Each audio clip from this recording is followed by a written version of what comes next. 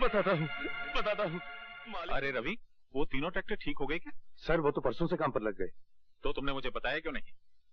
मालकिन को राइडिंग सिखलाने में इतना दिमाग में खपाओ कि कुछ याद ही ना रहे। और वो होटल ब्लू स्टार को जो 1000 चूजे भेजने थे, उनका क्या हुआ? वो आज सवेरे ही चले गए सर। सुबह सुबह कहाँ जा रहे हैं? टाउन जा रहा हूँ, आने में देर हो जाएगी। रात के खाने पर इंतजार मत कर। अब क्या आज टाउन जाना जरूरी है? जरूरी नहीं होता तो जाता क्यों?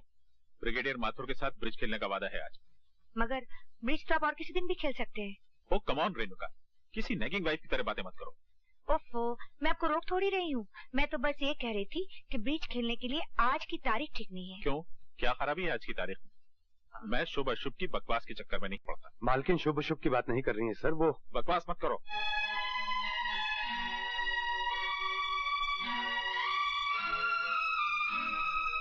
देख लिया ना, इन्हें ब्रिगेडियर के साथ ब्रिज खेलने की डेट याद है, मगर ये याद नहीं कि आज हमारी शादी की सालगिरह है।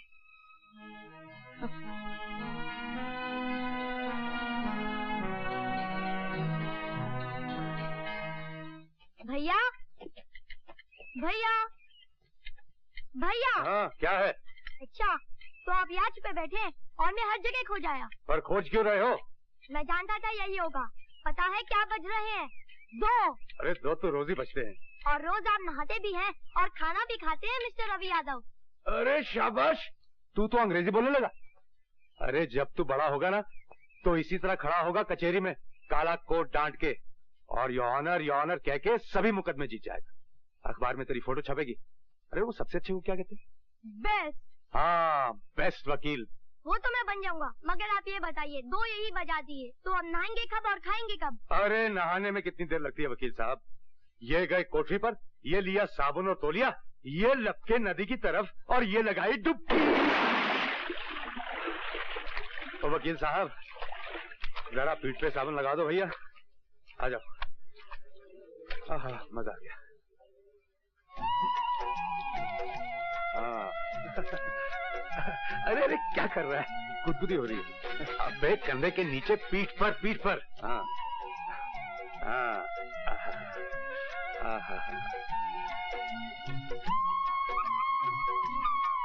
अरे अरे ये हाथ कहाँ जा रहा है? देख, मानेगा नहीं तो चड्डी निकालकर पानी में फेंक दूंगा। क्या बोला तू? चड्डी उतारेगा बदमाश? अरे तू यहाँ क्या कर रही? और इधर हाथ कहाँ जा रहा था? दिख तो नहीं है क्या? पेट पर साबुन लगा रही हूँ। ये पीठ है। तू भाग यहाँ से, नहीं तो मैं क्या कर लेगा तू? घाघरा पहना हुआ है, उतार के दिखा। अरे तू तो बड़ी बेशर्म होती जा रही है पार्वती। अब तुझसे क्या शर्म? अब भाग यहाँ से, नहीं तो भिगो दूंगा। चलते तवे पर छींटा मत मार पागल, नहीं तो छुट्टी कर दूंगी। अरे तू क्या छुट्टी करेगी? डुबो दूंगा नदी में। असल में तेरा नाम गलत रखा गया है। मेरा नाम पार्वती है, तुझे शंकर होना चाहिए था। छी, अपने छिछोरे मुंह से देवी देवताओं के नाम मत ले, बेशर्म। अरे इसमें बेशर्मी की क्या बात? आखिर तुझे एक दिन मेरा पति तो होना ही है। पति और पत्नी में क्या शर्म? देख पार्वती, मेरा कहा मान, तू बहुत अच्छी लड़की है, मेरे चक्कर में मत पड़। मेरी जिंदगी में रोहन के अलावा किसी और के लिए जगह नहीं है। तू रामदास है ना, उससे उसका नाम लिया, उस बेअक्ल से शादी करूंगी क्या? मैं तो इसलिए कह रहा था क्योंकि रामदास देखा वाला है। देख रवि, उसका नाम मत ले। मगर वो कुत्ता आगे मेरी बहन को खा चुका है। मगर मैं उसकी बात फिर से निकाली तो तेरी छुट्टी कर दूंगी। छुट्टी।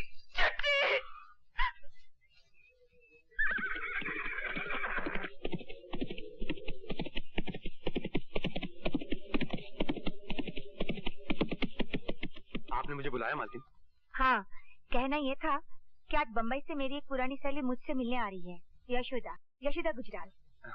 ये तो बहुत अच्छा हुआ मालकिन, कुछ दिनों के लिए घर में चहल पहल हो जाएगी। इतने दिनों बाद मैं तुझे याद आई ना।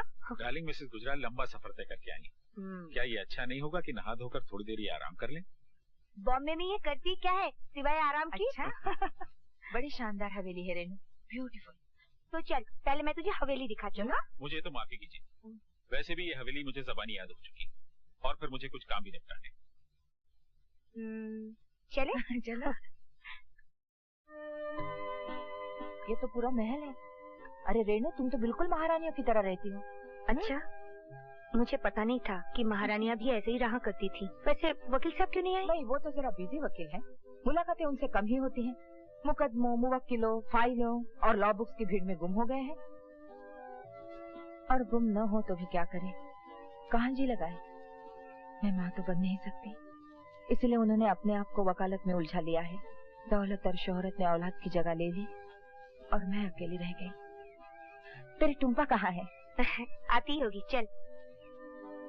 भाई मैं तो गुम हो जाऊं इतने बड़े घर में, अगर तुम गुम हो जाओ इस घर में तो कैसे ढूंढोगे अपने आप को?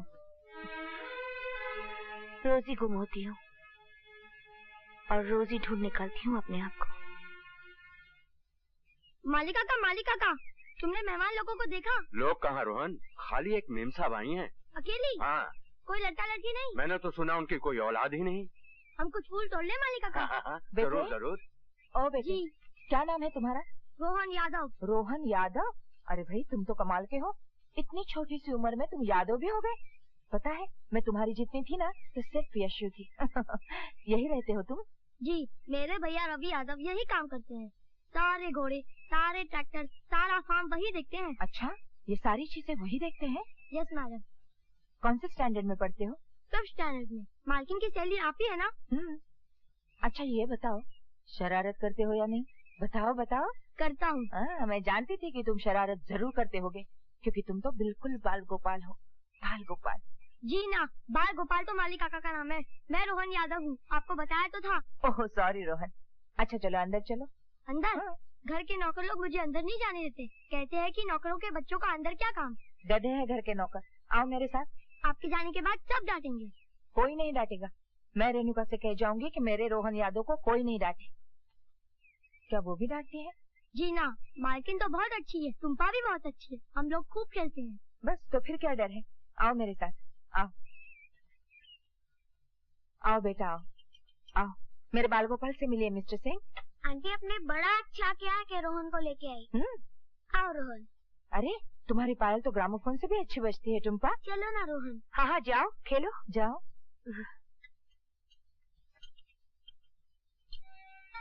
मालकिन तो बहुत अच्छी है और ये जो मेहमान आई है ये भी अच्छी है, मगर तुम मुझे बहुत अच्छे लगते हो।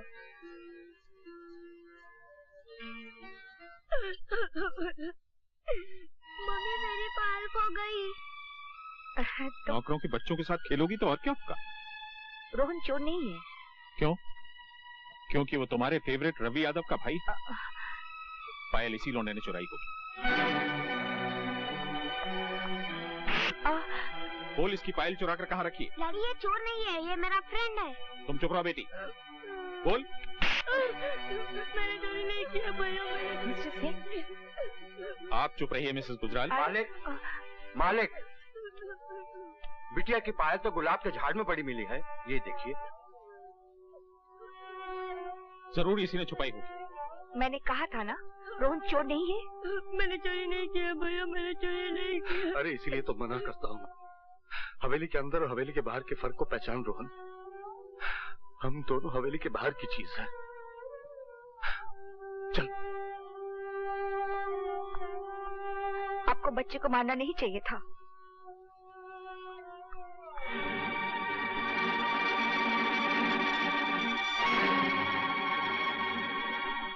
रो मत रोहन, रो कर अपने आंसू और अपने भाई का अपमान मत कर। उनके कहने से तू चोर हो तो नहीं गया ना। तू देख लेना, एक दिन मैं तुझे इतना बड़ा आदमी बनाऊंगा कि जिन लोगों ने आज तेरा अपमान किया है ना, वही लोग तुझे सलाम करने में अपना मान समझेंगे। मैं तो वहाँ जा ही नहीं रहा था, मगर वो मालकिन की मेहमान मुझे अंदर ले गई। मैं जानता हूँ। मालकिन की मेहमान कितनी अच्छी है ना, वो मुझे बाल गोपाल पुकारती है। बाल गोपाल तो तू है ही। इनका बम्बई हमारे जगदीशपुर से कितना बड़ा होगा ना। बहुत। मुझे वहाँ ले चलोगे ना भैया?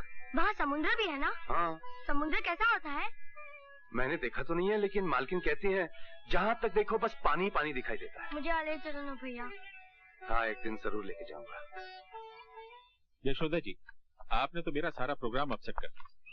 मैं तो आपको प्राचीन जगदीश मंदिर दिखलाना चाहता था, जिसकी वजह से नगरी जगदीशपुर कहलाती। मेरा तो खुद अभी जाने को जी नहीं कर रहा है भाई साहब, मगर आई अंडरस्टैंड।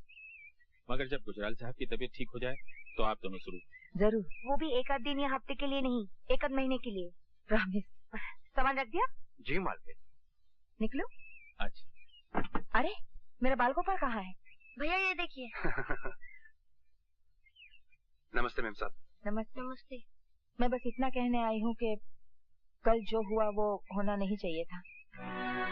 ये तो हमेशा होता है मेम साहब। गरीब अमीर का फर्क बहुत बड़ा फर्क होता है, लेकिन आप शायद नहीं समझ सकती, क्योंकि आपने तो गरीबी दूसरों के घरों में देखी होगी। इसलिए मैंने फैसला किया है कि मैं इसे गरीब नहीं रहने दूंगा। गरीब पर सबका हाथ उठ जाता है। मैं इसे पढ़ा लिखा कर वकील बनाऊंगा। वकील क्यों? क्योंकि कत्ल किसी और ने किया था और फांसी मेरे पिता को मिली थी, सिर्फ इसलिए कि उनके पास अच्छा वकील करने की ताकत नहीं थी। भगवान ने चाहा तो ये बाल गोपाल जरूर एक दिन बहुत बड़ा वकील बनेगा। मुझे भूल मत जाना, और अगर मैं ना आ पाऊँ तो मुझसे मिलने बम्बई जरूर आना। आओगे ना? जी। नमस्ते। नमस्ते। यशोदा के जाने के बाद फिर से अकेली हो गई ना। जब तक वो यहाँ नहीं आई थी तब तो मैंने अपने आप को समझा लिया था कि यही अकेलापन ही जिंदगी है, मगर उसकी आंखें चले जाने ने सब कुछ उथल पटल कर दिया। तुम इतने चुप क्यों हो? जी नहीं सुन रहा हूँ मालकिन। सुनते तो तुम पहले भी थे, मगर इतने चुप नहीं लगते थे। क्या बात है? कोई बात नहीं। अरे बातों बातों में हम लोग कितने आगे निकल आए। चलो वापस चलते हैं। ये क्या बदतमीजी है? मैं आपका हरण करूंगा। मैं आपको किडनैप करूंगा। क्या आप बकवास कर रहे हो?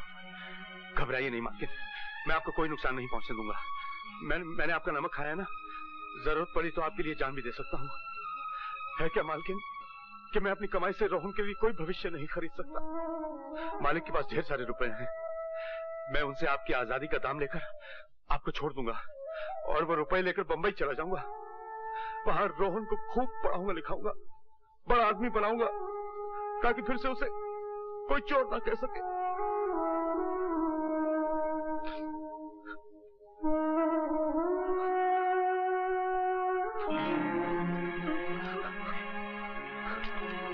घर चलो, घर चलो। मालकिन क्या बात है रवि? आज्ञा लेने आया हूँ मालकिन। काहे की आज्ञा? यहाँ से जाने की आज्ञा मालकिन। कहाँ जाओगे? पता नहीं। क्यों जाओगे? आप पर चाकू निकालने के बाद मैं यहाँ कैसे रह सकता हूँ मालकिन? पागल हो तुम तो। अरे रवि, जो मैं तुम्हारा दर्द ना समझती होती तो आती मालिक से तुम्हारी शिकायत ना करती, तुम्हें पुलिस के हवाले ना कर देती। जाओ, जाके अपना काम करो। जाओ। जी। पागल कहीं का।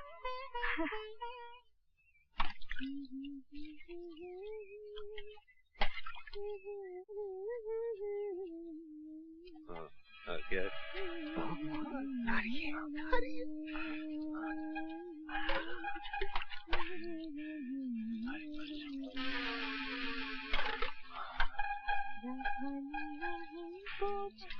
बस कर, अबे हट बे। मुझे भी तो देखने दे। चुप रहना। अबे चुप क्यों रहूं?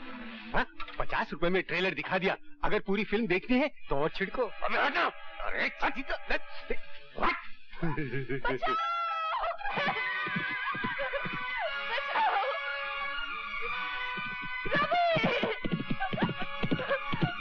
को मार रवि, खत्म कर दे शराबी को, छुट्टी कर दे इसकी।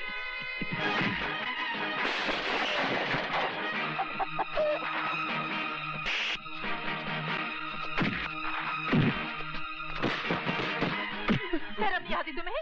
जीजा जी हो तो वो ऐसा करते हो?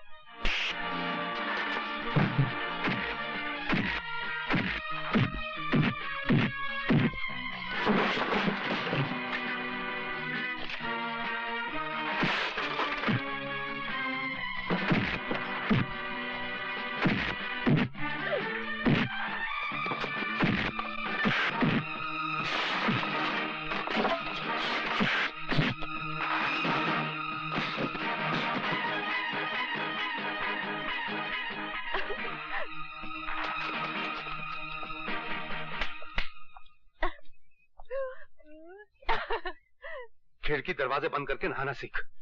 सिखला दे। बेशर्म कहीं। रवि, आज मैंने तुम्हारे बारे में एक फैसला किया है। क्या फैसला किया मेरा? कल से मैं तुम्हें पढ़ाना शुरू करूंगी। मैं पढ़ के क्या करूंगा? पढ़ाई हमेशा काम आती है पागल आदमी। थोड़ा बहुत पढ़ लोगे तो बम्बई जाकर अच्छा काम कर सकोगे, अच्छी तनख्वाह मिलेगी और रोहन की जिंदगी भी बना सकोगे। रोहन के लिए तो मैं कुछ भी कर सकता हूँ, पढ़ भी सकता हूँ। आप कल ही से मुझे पढ़ाना शुरू कर दीजिए। तुम सचमुच पागल हो।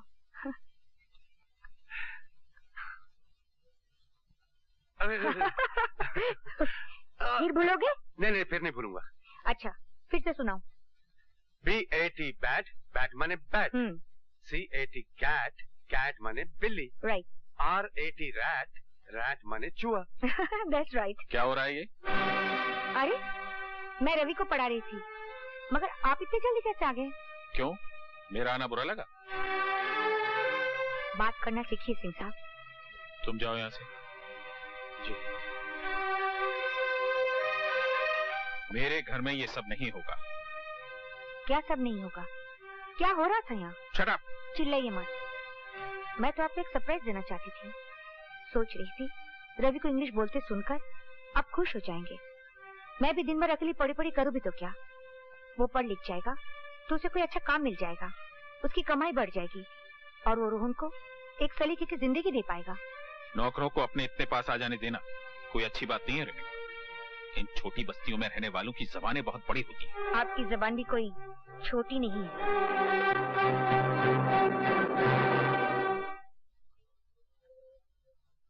नमस्ते मालकिन। रवि, क्या तुम कभी अपने आप से बातें करते हो? दिन में ख्वाब देखने का क्या फायदा मालकिन? लेकिन बात क्या है? जिंदगी में बहुत जहर फैल गया है रवि। अब तो सांस भी लेना मुश्किल हो गया है। अपने घोड़े से कहो मुझे किसी ऐसे ख्वाबों की बस्ती में ले चले जहाँ मुझे चैन मिले। न जाने आजकल मनोहर सिंह को क्या हो गया है। बिल्कुल अंधा हो गया है। सारे शहर को मालूम है कि रवि का इसकी बीवी के साथ क्या चक्कर है।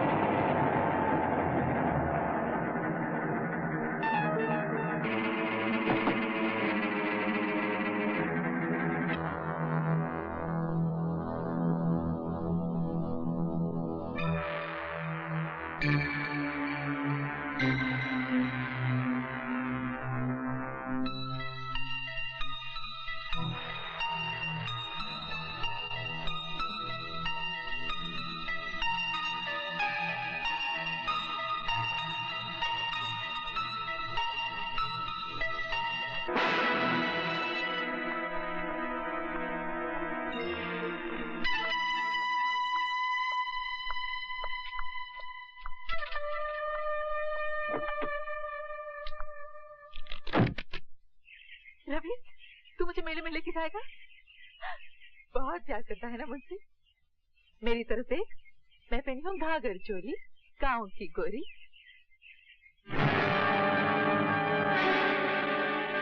तुम? हाँ मैं। अरे मैं तुझे मेले में ले जाऊंगा और उससे पहले मैं तेरी जवानी का मेला देखूंगा। मेरे पास नहीं आना, वरना तेरी छुट्टी कर दूंगी। अच्छा? मैं सिर्फ रवि की हूँ।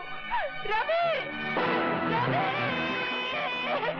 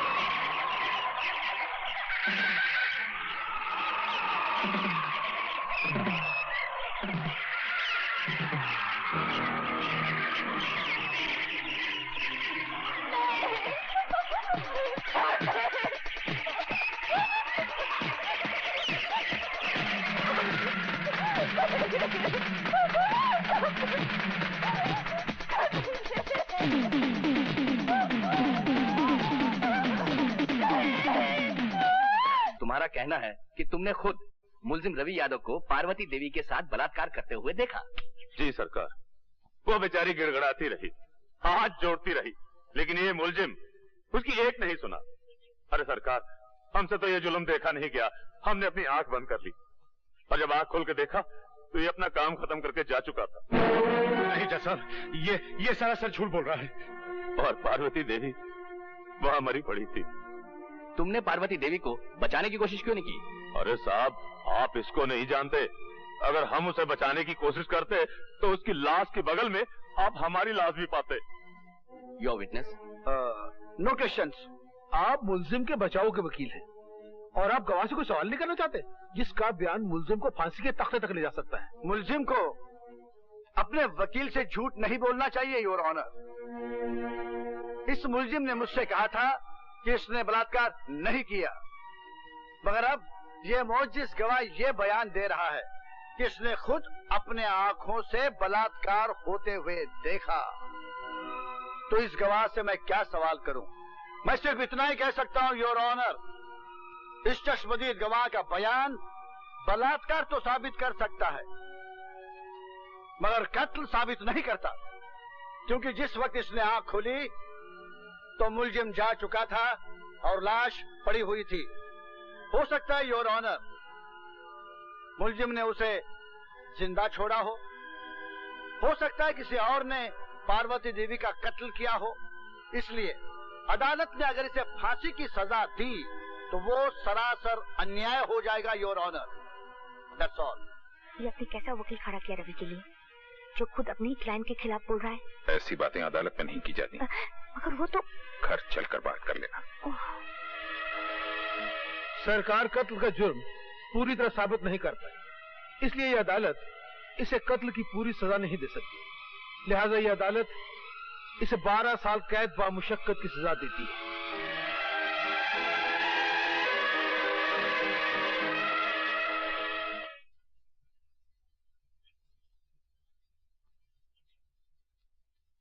मालकिन,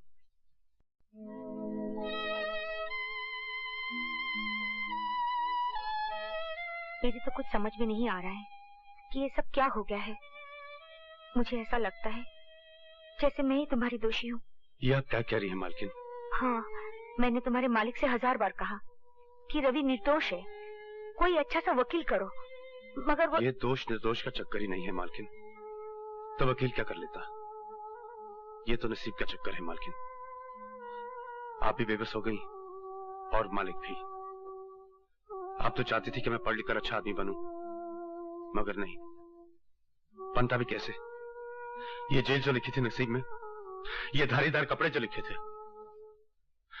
पर आप बिल्कुल चिंता मत करना मालकिन, ये सजा तो मैं काट ही लूंगा। मुझे चिंता है तो सिर्फ रोहन की।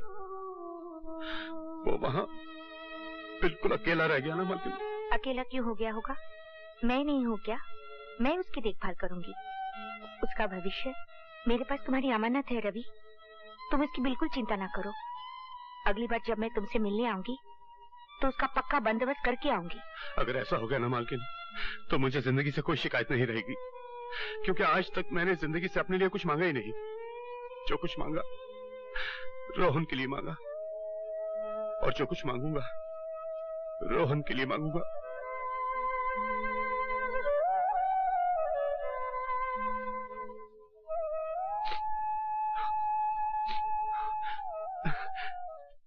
नमस्ते। नमस्ते। आओ बेटा रोहन, क्या देख रहे थे? ये घर तुम्हारा है। भैया कहाँ है? भैया अभी आते होंगे। चलो। अच्छा मालकिन, मैं चलता हूँ। 3 बजे की गाड़ी से मुझे जगदीशपुर जाना है। नमस्ते। नमस्ते। चलो। आखिर मानी नहीं तुम यशोदा, ले यहीं से। अब ये हमारा बेटा है। व्हाट इज योर नेम बेटा? My name is Vasu Gujral. And what is your mother's name? Her name is Yashoda. Yashoda Gujral. हाँ। अब अपने डैडी का नाम बताओ और उनके चरण छुओ। मेरे डैडी का नाम सूर्यकांत गुजराल है। पाँव छूने की बिल्कुल जरूरत नहीं। यशोदा, तुम शौक से इसकी माँ बन सकती हो, मगर मैं इसका बाप नहीं बनूंगा। मैं किसी मुजरिम कातिल के भाई को गोद नहीं ले सकता। That is final. अब ये तुम्हारी माँ भी है और बाप भी, 2 in 1। तुम इन्हें माता श्री कहो, माता जी कहो, अम्मा कहो, मम्मी कहो, कुछ भी कहो, मुझे तुम डैडी नहीं कहोगे, क्या नहीं कहोगे? डैडी। हाँ, डैडी। डरो मत बेटा। क्या मैं उन्हें डैडी नहीं कह सकता? अरे ये तो उनका दुर्भाग्य हुआ ना कि तुम जैसा बेटा उन्हें डैडी नहीं कहेगा। तो फिर मैं क्या कहूँ? तुम उनका नाम जानते हो, सूर्यकांत गुजराल, तो तुम उन्हें मिस्टर गुजराल कहा करो। तुम समझ ही नहीं सकती रेणुका कि मेरी जिंदगी में वासु की क्या जगह है। धूप का टुकड़ा भी वही और छाव का टुकड़ा भी। उसके आने के बाद मेरा अकेलापन हमेशा के लिए खत्म हो चुका है। मैं तुम्हें यह भी नहीं समझा सकती कि अपने बाल गोपाल को मैं कितना चाहती हूँ। बस ये समझ लो कि मैं ही उसकी देवकी हूँ और मैं ही यशोदा। मैं इस बाल गोपाल के लिए तुम्हारा जितना भी शुक्रिया अदा करूँ कम है। बहुत बहुत प्यार के साथ तुम्हारी यशोदा।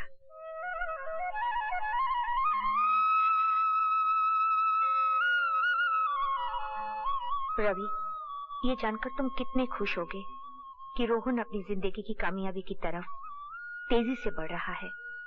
जो जिम्मेदारी तुमने मुझे सौंपी थी उसे पूरा होते देखकर मुझे ऐसा लग रहा है कि मेरा वचन पूरा हो गया हो।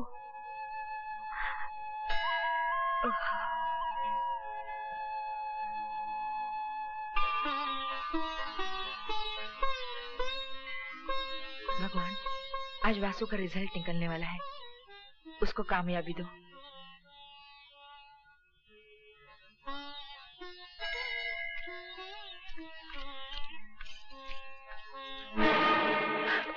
देवा निकालो। अगर मेरे वासु को पता चल गया ना। वासु क्या कुरुक्षेत्र, अर्जुन को गीता का उपदेश देने।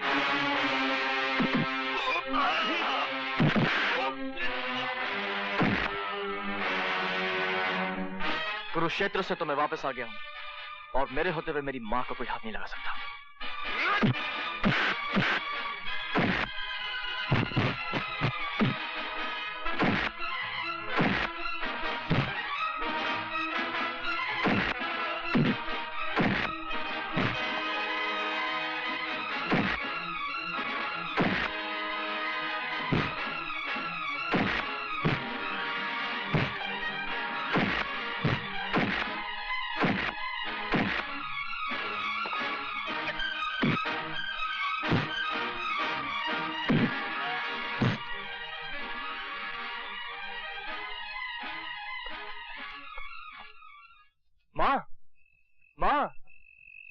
क्या शरारत की है जो मेरे पांव छू रहा है? माँ, मैंने इम्तिहान पास कर लिया है। अब मैं भी वकील बन गया हूँ। मैं बहुत खुश हूँ। आज तूने मेरे ख्वाबों को सच्चा कर दिखाया। सुना तुमने?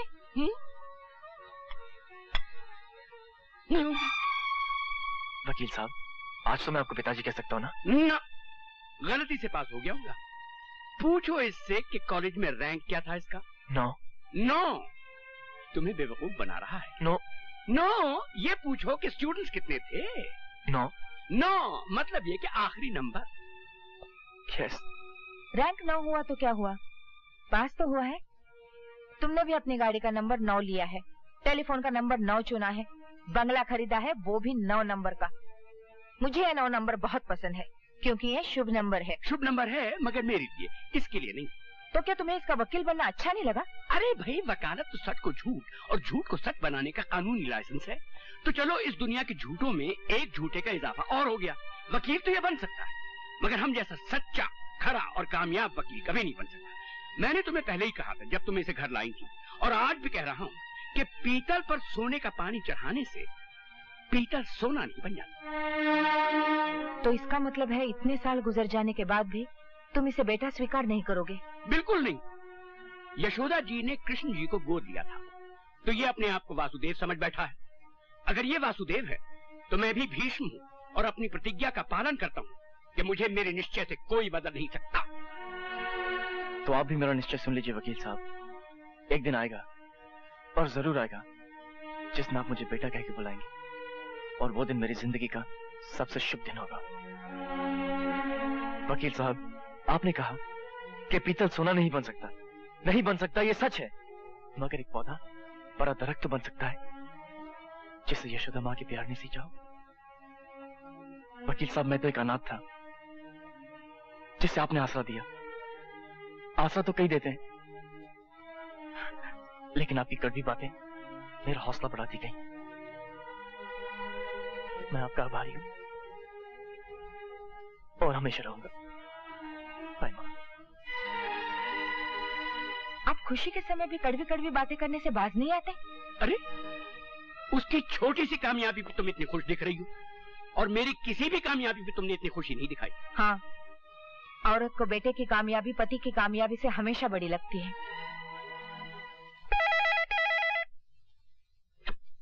हेलो वासु, क्या कर रहे हो यार? कुछ नहीं यार, मिस्टर गुजराल को मेरा पास होना अच्छा नहीं लगा। अगर माँ नहीं होती ना तो ये घर कब का छोड़ चुका होता। अरे भूल जाओ मिस्टर गुजराल को, जल्दी से तैयार हो जाओ, पार्टी में जाना है। किसकी पार्टी? अपने अशोक की। बहुत सी खूबसूरत लड़कियां आएंगी, फ्लर्ट करेंगे। हैं? अच्छा ठीक है, मैं आता हूँ। अच्छा हो तूने फोन किया यार, मैं बहुत बोर हो रहा था। Okay bye. बाय। वहाँ तो बहुत ही मजा आया। हेलो, बहुत देर कर दी। माय गॉड वासु, ये लड़की तो ब्यूटी की पूरी स्पेलिंग है। ये है मेरी dance teacher Judy. Hi, how are you? Fine, आइए। Nice party. Quite good. Ashok की पार्टी हमेशा ऐसी होती है। इनसे मिलिए, ये पायल है। हाय, ये है जूडी मार्टिन, मेरी फ्रेंड और डांस टीचर। हाय वासुदेव गुजराल, पता नहीं तुम्हें मुझसे मिलकर खुशी हुई है नहीं, मगर मुझे तुमसे मिलकर बहुत खुशी हुई है। वो क्यों? क्योंकि तुम इस दुनिया की दूसरी सबसे ज्यादा खूबसूरत लड़की हो। Thanks for the compliment. मगर पहली सबसे ज्यादा खूबसूरत लड़की कौन है? मेरी माँ। तुमने तो कमाल कर दिया पायल। भाई साहब जरा संभल के चलिए। अरे मैं तो देखकर ही चल रहा। ये क्या बदतमीजी है यार?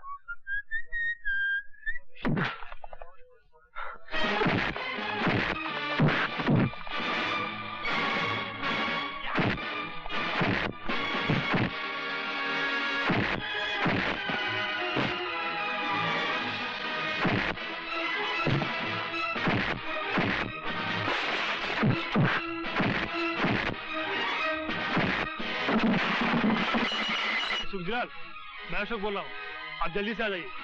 वासु ने पार्टी का सत्यानाश कर रखा है।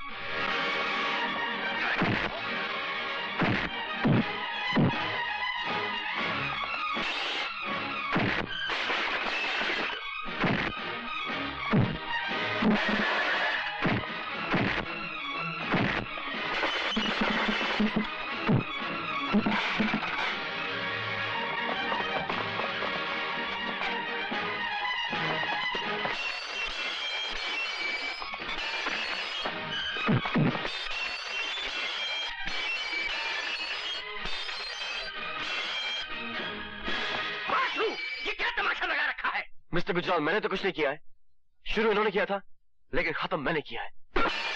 क्या क्या किया है आपके बाल गोपाल ने, ये पूछिए मुझसे। तुम तो हमेशा उसके पीछे हाथ धो के पड़े रहते हो। पार्टी का सत्यानाश कर दिया उसने, और बर्तन तोड़ने में तो दुनिया में उसका कोई मुकाबला नहीं कर सकता। ही इज अ वर्ल्ड चैंपियन। क्या शटाशट प्लेटें फेंकी हैं।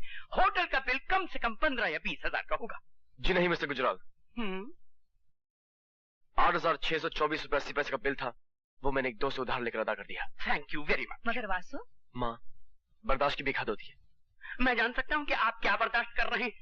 सॉरी मिस्टर गुजराल, मगर इस वक्त मैं अपनी माँ से बात कर रहा हूँ। देखा आपने, सुना? वासु, मुझे यकीन है जो कुछ भी तुमने किया वो मजबूर होकर ही किया होगा। Thank you mummy, thank you very much. मगर अब मैं मिस्टर गुजराल के साथ नहीं रह सकता। पागल मत बनो। अरे इनकी बातों का बुरा क्या मानना, इन्हें तो काट खाने का शौक है। नहीं माँ, अब मैं आपकी जिंदगी में इल्जाम बनकर जीना नहीं चाहता। अब आप मुझे अपने पांव पर खड़े होने की इजाजत दे दीजिए। मिसेस गुजराल, ये जो मांग रहा है दे दीजिए ना इसे। ये अपने पांव पे खड़ा होना चाहता तो खड़ा होने दीजिए। ऐसी बातें करते हो तुम? माँ, मिस्टर गुजराल ठीक कह रहे हैं। क्या तू मुझे छोड़कर चला जाएगा? तुम ये कैसी बातें कर रही हो माँ? मैं तो तुम्हारी ममता की परछाई हूँ। तुमसे अलग तो मेरा कोई वजूद ही नहीं। तुम मुझे जब भी पुकारोगी अपने पास पाओगी।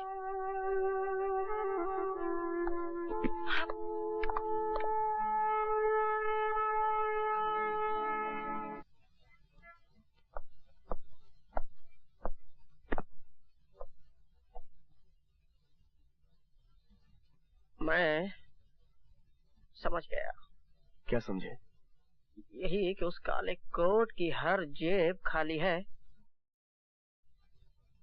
But don't you worry my boy, असल चीज है जेब, यू नो, पॉकेट। पॉकेट है तो भरेगा भी।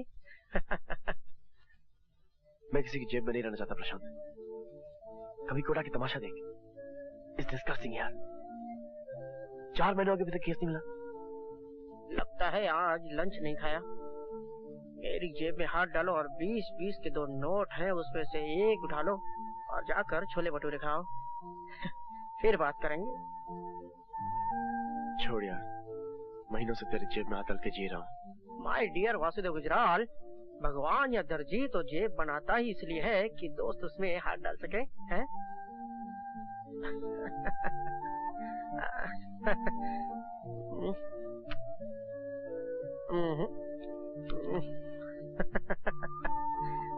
चलता हूँ। जिस तरह से आज तुमने लंच नहीं खाया, उसी तरह आज मैं डिनर नहीं खाऊंगा। एक कॉफी और हो जाए, क्योंकि वो बात जिसका सारे फसाने में जिक्र नहीं अभी तक खत्म नहीं हुई। कॉफी दो।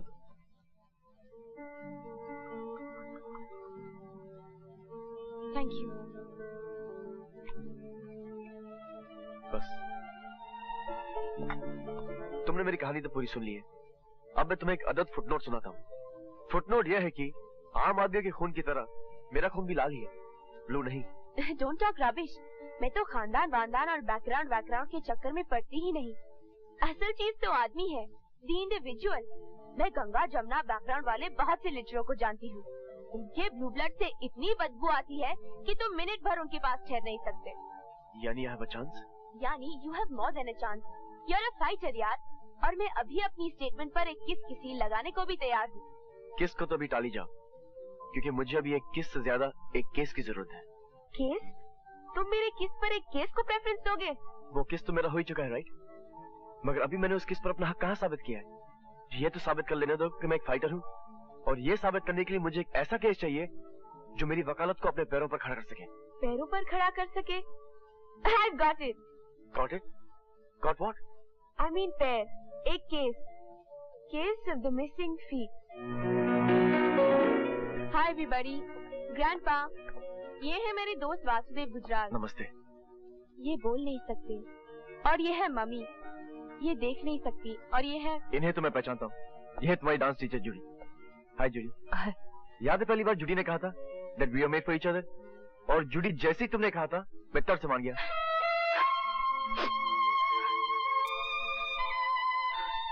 So Judy, how's life? How's your dancing life? Life? Dancing life? Sorry Judy, मगर मैंने तो ऐसी कोई बात नहीं कही। जूडी की जिंदगी से डांस निकल चुका है वासु। मगर ये हुआ कैसे? एक ड्रंक ट्रक ड्राइवर इसे कुचलता हुआ निकल गया। ये 4 घंटे तक वहाँ पड़ी रही। फिर कहीं पुलिस आई और इसे अस्पताल ले गई। जब इसे होश आया तो इसकी टांगे काटी जा चुकी थी।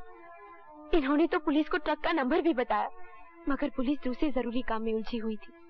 मैंने भी जिद पकड़ ली कि ये केस यही नहीं खत्म होगा, और अल्टीमेटली पुलिस को ये केस कोर्ट तक ले जाना पड़ा।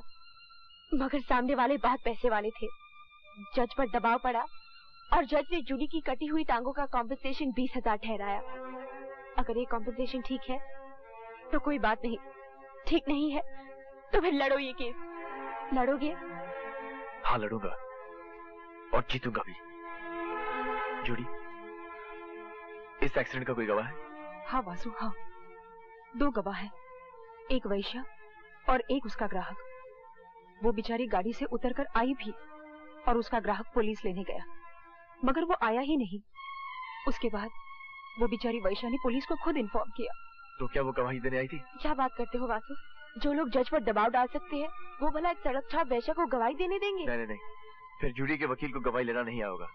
जूडी, FIR किस पुलिस स्टेशन में लिखवाई गई थी? Nagpada police station. नागपाड़ा। उस वैश्य का पता तो मैं आपको बतला दूंगा मिस्टर गुजराल, मगर मेरी मानिए तो आप इस केस में हाथ मत डालिए। क्यों? क्योंकि रत्नाबाई को आप नहीं जानते। उसकी ताकत और उसकी पहुंच को मैं अच्छी तरह जानता हूँ। रत्नाबाई जो कुछ भी हो, कानून से बड़ी तो नहीं होगी इंस्पेक्टर सामंत, पता नहीं।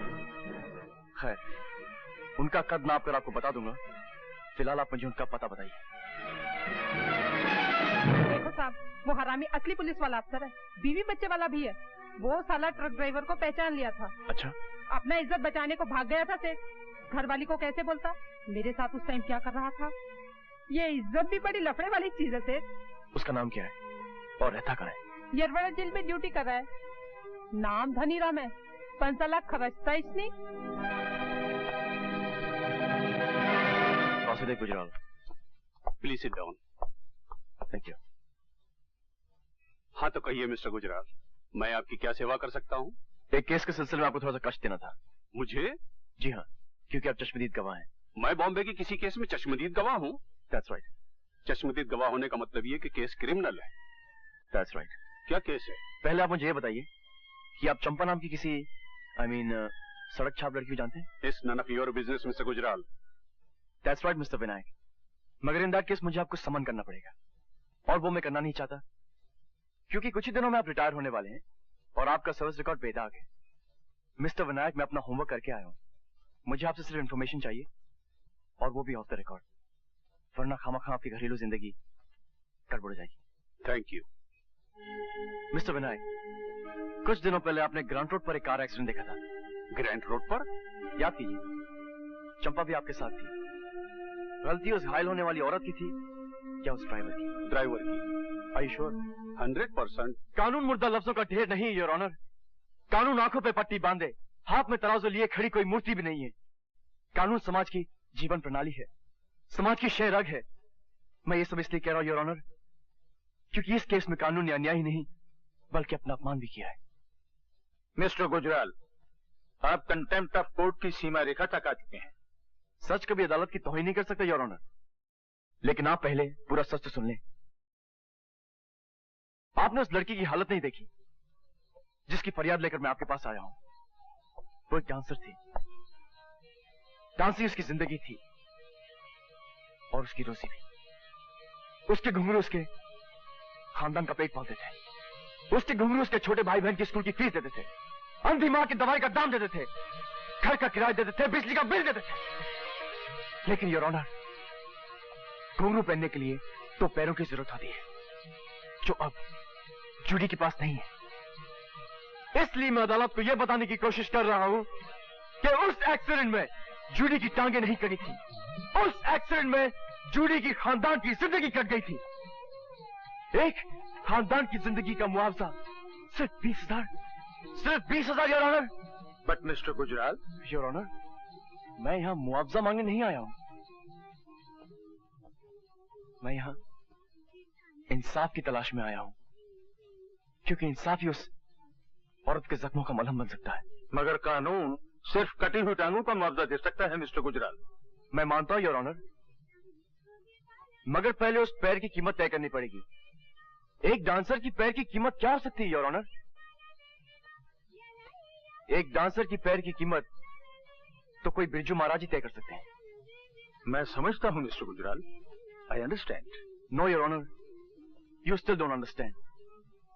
अब तक इस अदालत ने मिस जूडी को देखा ही नहीं, इसलिए मैं दरख्वास्त करूंगा कि यह अदालत एक कमीशन बनकर मिस जूडी के घर चले और देखे कि उस घर में मिस जूडी के कटे हुए पैरों का क्या मतलब है, और उन कटे हुए पैरों का मतलब समझ लेने के बाद यह अदालत मिस जूडी के लिए कोई मुनासिब मुआवजा तय करे।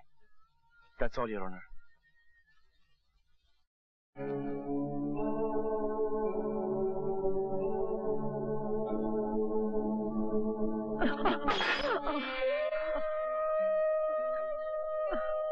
ये तुमने क्या किया मम्मा? दवा तो बह गई। इसमें तो अभी 2 दिन की दवा थी बेटी।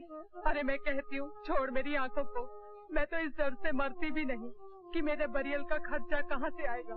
7 रुपए 80 पैसा फेंकने की कोई जरूरत नहीं, मैं तो अंधी ही ठीक हूँ। यस मम्मा, तुम अंधी ठीक हो, मैं लंगड़ी ठीक हूँ, और ग्रैंडपा गूंगे ठीक है, मगर टोनी, जॉनी और लीजा के लिए क्या ठीक रहेगा?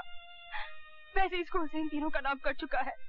खैर, टोनी और जॉनी किस्सा विसा काट के जी लेंगे, मगर लीजा क्या करेगी मम्मा, क्या करेगी? अब अंदर चलें your honour. By God, mister Gujral, ये जिंदगी तो कोई 10 मिनट भी नहीं जी सकता। You're wrong, Your Honor. ये जिंदगी तो ये लोग जिंदगी भर जिएंगे। चलिए। And you? मैं बाद में आऊंगा। Excuse me. जज साहब, आप प्लीज जज साहब, हम पर दया कीजिए। मुझे मालूम है कि 6 महीने का किराया देना बाकी है। मैं कुछ न कुछ करके ये किराया अदा कर दूंगी सर। आप लैंडलॉर्ड को इतना बता दीजिए कि जूडी एक मजबूर छोकरी है। बस सर, मुझे थोड़ा सा वक्त दीजिए प्लीज। नहीं नहीं, मैं तुम्हें यहाँ से निकालने नहीं आया हूँ। मैं तो तुमसे ये कहना चाहता हूँ कि तुम्हें वाकई कम मुआवजा मिला था।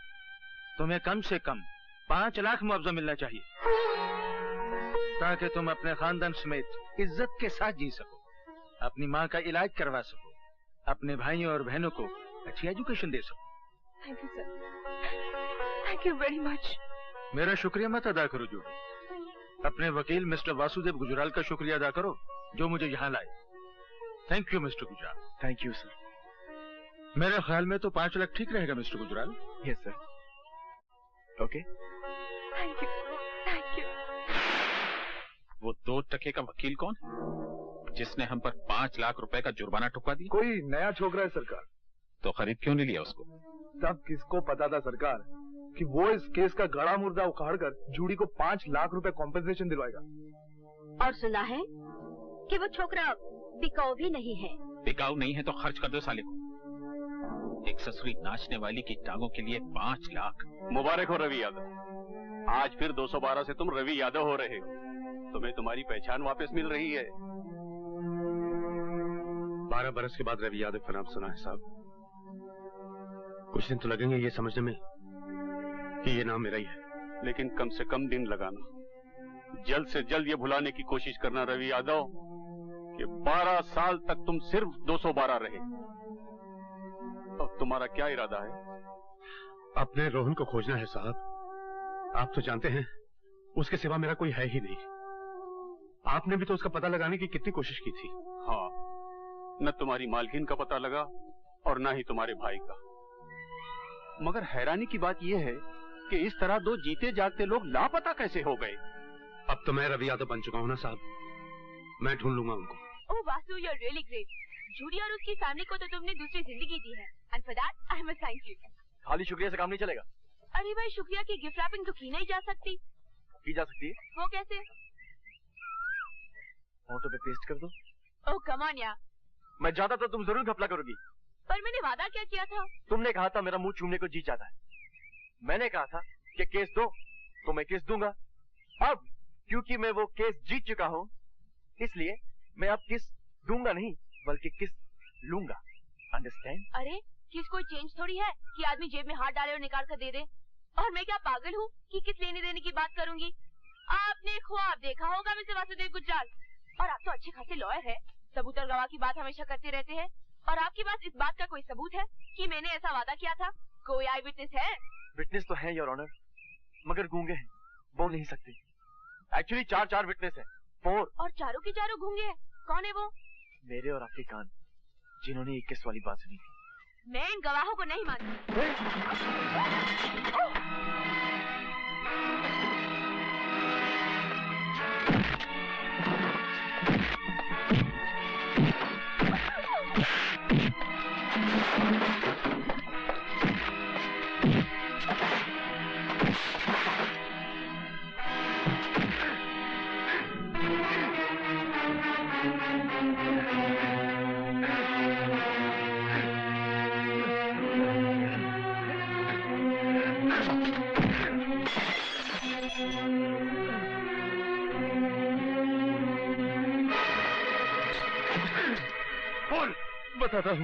बताता हूँ, मालिक ने मुझे माल खिलाया था कि मैं तुम्हें बीच से हटा दूं। क्यों? उन्हें शक हो गया था कि मालकिन का तुम्हारे साथ टाका भिड़ा हुआ है। मालकिन से? अरे वो तो मेरे लिए देवी समान है। अरे जब आदमी बड़ा हो जाता है ना भैया, तो रास्ते छोटे पड़ जाते हैं। मालिक को शक था, बस बात खत्म। बोल, पूरी बात बोल। बताता, पूरी बात बताता। तू मुझे ब्लैकमेल करेगा नमक हराम? हम तो अंग्रेजी जानते भी नहीं मालिक। आज तू तीसरी बार पैसे मांग रहा है और घुमा फिरा कर उसी हरामजादे की बात निकाल लेता है। अरे रुपया तो हाथ का मैल है मालिक, और आपके पास इस मैल की कोई कमी भी नहीं है। भगवान मालकिन को जिंदा रखे, बस चेक की तरह काटते जाइए आप उन्हें। जरा सोचिए तो कैसी कैसी खिदमत की है मैंने आपके वास्ते। उस रवि यादव को 12 साल के लिए दूर कर दिया मालकिन से। पहले पारो के साथ बलात्कार करना पड़ा आपके वास्ते, फिर उसका कत्ल करके रवि यादव को कत्ल और बलात्कार में फंसाना पड़ा आपके वास्ते। अरे इतने बड़े काम के लिए 10, 20, 50 हजार की हैसियत क्या है? इस बार 20,000 दे दीजिए, फिर नहीं मांगूंगा। याद रख, तेरी जोर का एक सिरा मेरे हाथ में है। चिल्लाइए मत मालिक, अगर आप नहीं देंगे तो मालकिन से ले लूंगा। जलील आदमी, तूने उस मासूम लड़की के साथ बलात्कार किया, तूने उसे कत्ल किया और अपना जुर्म उड़ा दिया रवि को। तुम्हें रवि की इतनी फिक्र क्यों है? तुम चुप रहो, तुमसे तो मैं पुलिस स्टेशन से लौटने के बाद ही बात करूंगी। तू मेरे साथ पुलिस स्टेशन चल और चलकर अपने जुर्मों का इकबाल कर कि उस बलात्कार और कत्ल से रवि यादव का कोई ताल्लुक नहीं था। मगर जो मैं सच बोला तो मालिक भी फंस जाएंगे मालकिन। तू चलता है या मैं चलाऊं गोली? तू चल के सच बोल, सच के लपट में चाहे जो भी आ जाए। तू तो किराए की छुरी है जग्गू, कातिल तो तेरी मालिक ही है, सजा उन्हें मिलनी ही चाहिए। तू चल।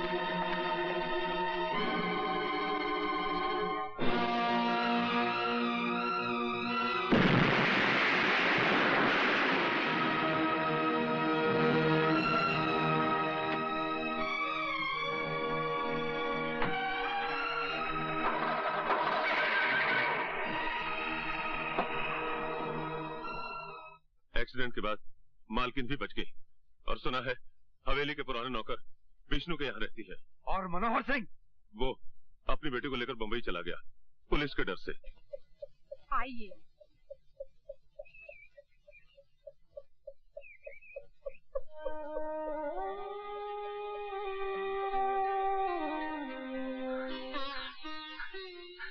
मालकिन, मालकिन, आपको जिंदा देखकर मैं खुशी से पागल हो रहा हूं। मालकिन, मालकिन याद कीजिए, मैं रवि हूं, रवि यादव। अभी जेल से छूट के आया हूं। मैंने कभी तुम्हें देखा ही नहीं। मैं आपके यहाँ नौकरी किया करता था मालकिन। आप मेरे साथ घोड़े पर सवारी करने जाया करती थी, और आपको सवारी करते देखकर मेरा छोटा भाई रोहन हंसा करता था। वो छोटा सा रोहन आपकी टुम्पा का दोस्त। टुम्पा कहाँ है मालकिन? मेरा भाई रोहन कहाँ है? कौन टुम्पा? कौन रोहन? मैं किसी रोहन और टुम्पा को नहीं जानती। ऐसा मत कहिए मालकिन, ऐसा मत कहिए। याद कीजिए मालकिन, भगवान के लिए याद कीजिए। आपने मुझसे वादा किया था कि मेरे जेल से छूट के आ जाने तक आप रोहन का ख्याल रखेंगी। कहाँ है मेरा भाई रोहन? याद कीजिए मालकिन, बताइए ना। हमारे वैद्य ने बहुत कोशिश की बेटे, पर इसकी याददाश्त वापस नहीं आई। तुम इसे शहर ले जाओ और किसी अच्छे डॉक्टर को दिखाओ।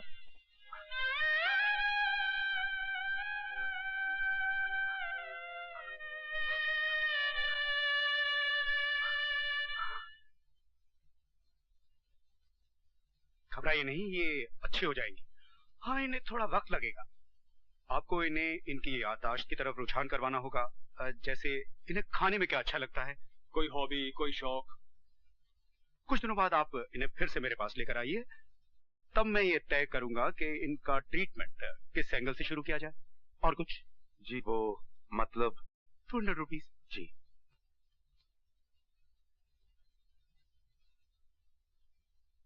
चलिए मालकिन। Thank you doctor. You welcome.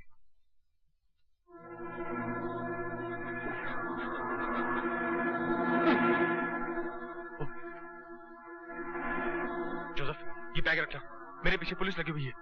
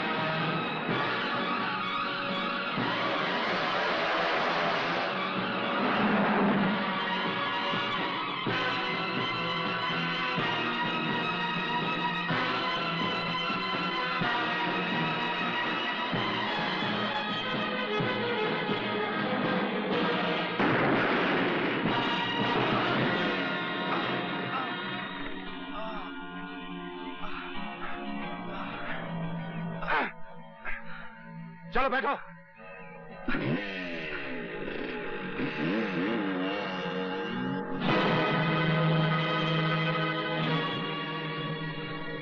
चलो उतरो।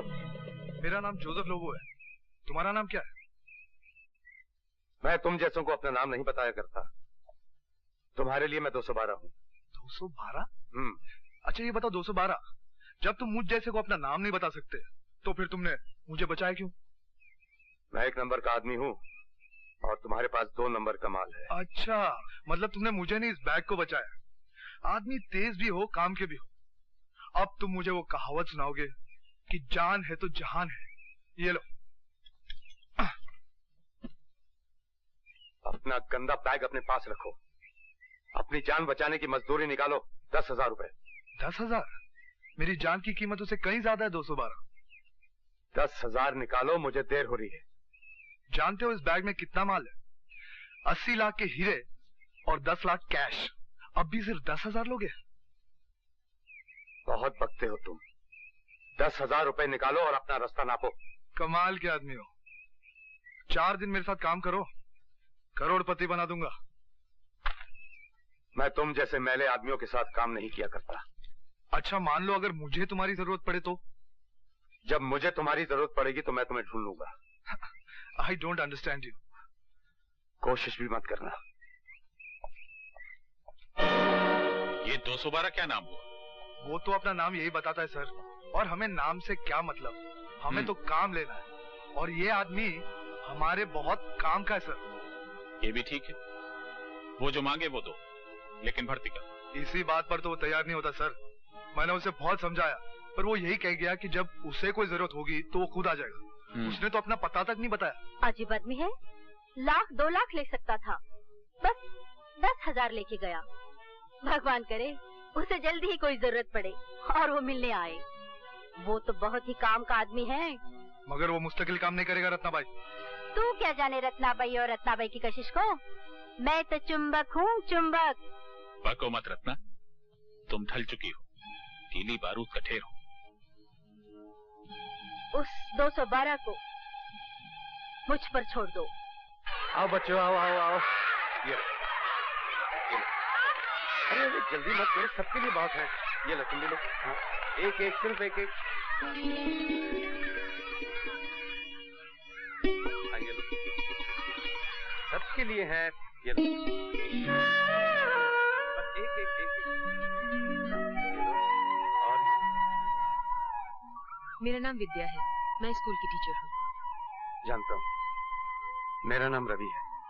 आप बच्चों को ये किताबें पेंसिल? जिंदगी में खुद तो लिख पढ़ ना सका, इसलिए जब भी पैसे हाथ लगते हैं इन बच्चों पर खर्च करता हूँ। मन को शांति मिलती है। कहाँ रहते हैं आप? वो सामने वाले मकान में।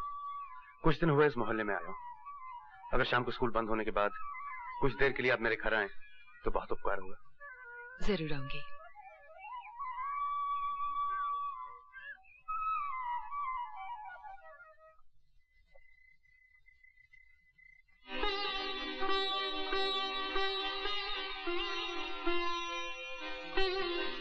अरे मालकिन, आपने अभी तक खाना नहीं खाया? आप सो रही थी इसलिए मैं इसे ढक के चला गया। मैंने ढका हुआ खाना देख लिया था। तो फिर खाया क्यों नहीं? अकेले कैसे खाती? तुमने खाना खा लिया? अरे मालकिन, अब मैं क्या बताऊं इन बस्ती वालों का।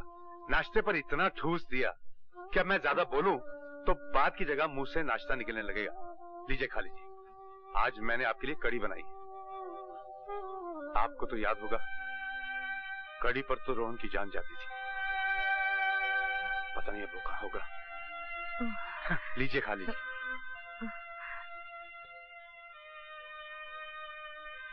अच्छा, तुम मेरे लगते कौन हो जो मेरा इतना ख्याल रखते हो? लगता तो मैं आपका कोई भी नहीं हूँ, पर इस भरी पूरी दुनिया में आपके सिवा मेरा कोई है भी नहीं। और आपको मैं याद ही नहीं आ रहा हूं। मैं रवि हूं मालकिन, रवि। याद कीजिए, आप राइडिंग किया करती थी और मैं आपके घोड़े, ट्रैक्टर और फार्म हाउस की देखभाल किया करता था। मैं वही वाला रवि हूं। और मेरे साथ मेरा एक छोटा भाई हुआ करता था, रोहन। आप उसका बहुत देखभाल किया करती थी और आपने उसका ख्याल रखने का वादा भी किया था। याद कीजिए, जब आप मिलने आई थी मुझे। मैं तुम्हें कहाँ मिलने आती थी? चिंता मत कीजिए माँ, शीशे की चीजें टूटती रहती हैं। तुम मुझे मालकिन मालकिन क्यों बोलते रहते हो? क्योंकि आप मेरी मालकिन हैं। अच्छा, और मैं क्या क्या हूँ? मेरा मतलब, और किसी की भी तो मैं कुछ लगती होंगी। क्यों नहीं? आपका इतना बड़ा घर था कि क्या बताऊं। आप और मालिक दोनों अकेले। टुम्पा तो हॉस्टल में रहा करती थी। ये टुम्पा कौन? नमस्ते। नमस्ते। मैं स्टूडेंट्स की किताबों का शुक्रिया अदा करने आई थी। बैठी ना। और हाँ, ये बिल्कुल वैसी किताब है, BAT bat, CAT cat, RAT rat, जो आप मुझे पढ़ाया करती थी। और ये रैट तो आपने झल्लाकर मुझसे 100 मर्तबा लिखवाया था। और आपने कहा था कि Ravi, You are a rat, तुम चूहे हो। एक्सक्यूज मी और पार्डन मी, ये भी आप कहा करती थी। आप कहती थी कि रवि, किसी की बात काटनी हो तो पहले एक्सक्यूज मी या पार्डन मी कहा करो। बात कोई खास नहीं कि खुरपी उठाई और काट दी। मेरा सर फटा जा रहा है, मुझे परेशान मत करो। मैं खुद चाहती हूँ कि मुझे सब कुछ याद आ जाए, मगर कुछ याद नहीं आता तो मैं क्या करूँ? ठीक है, आप लेट जाइए, अब मैं आपको परेशान नहीं करूँगा।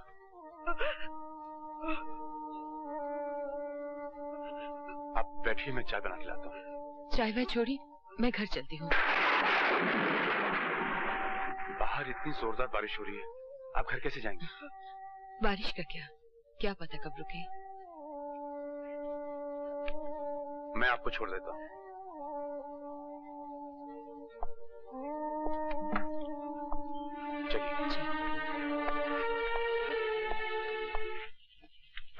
एक बात पूछूं? हाँ हाँ पूछो। आप जिन्हें मालकिन कहते हैं वो कौन है? मेरी मालकिन थी। उनके बड़े से घर में मैं एक छोटा सा नौकर हुआ करता था और मेरा एक छोटा भाई था। आपके भाई कहाँ है? मालकिन की यादों की किसी गली में। और मालकिन? मालकिन और मेरे बीच 12 बरस का एक सन्नाटा है। ना उनका कोई रहा और ना ही कोई मेरा। मुझे सब कुछ याद है और उन्हें कुछ भी याद नहीं। उनकी यादों के साथ मेरा भाई रोहन भी गुम हो गया है। उनकी यादें मिले तो मेरा भाई रोहन मिल जाए। और ये 12 बरस का सन्नाटा क्यों? मैं जेल में था। जेल? गवाहों का कहना था कि मैंने एक लड़की के साथ बलात्कार किया और फिर उसे मार डाला।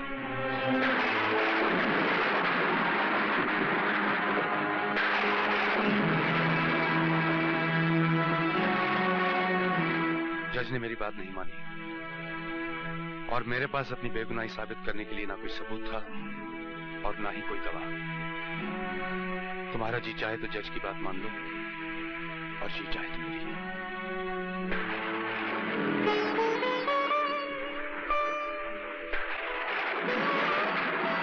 मैं जज की बात नहीं मानूंगी।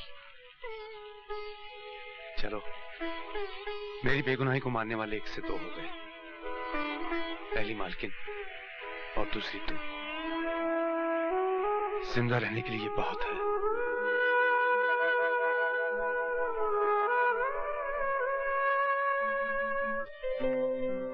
स्माइल, थोड़ा सा और स्माइल करो ना, और थोड़ा सा। तुम मेरी तस्वीर खींच रहे हो या मेरी दांतों की? बात हो गया, चलो चलकर कहीं बैठते हैं। चलो चलो। वासु, तुम मुझसे प्यार करते हो? ये कैसा सवाल है? बोलो ना। हाँ, अपनी जान से भी ज्यादा प्यार करता हूँ, बहुत प्यार करता हूँ। लेकिन तुम मुझसे प्यार क्यों करते हो? क्योंकि तुम दुनिया की सबसे बदसूरत लड़की हो। क्या? हाँ, अरे जो भी मैं कहूँ उसका एकदम उल्टा समझ लेना। मैं तो किसी दूसरी लड़की की तरफ आंख उठा के भी नहीं देखूंगा।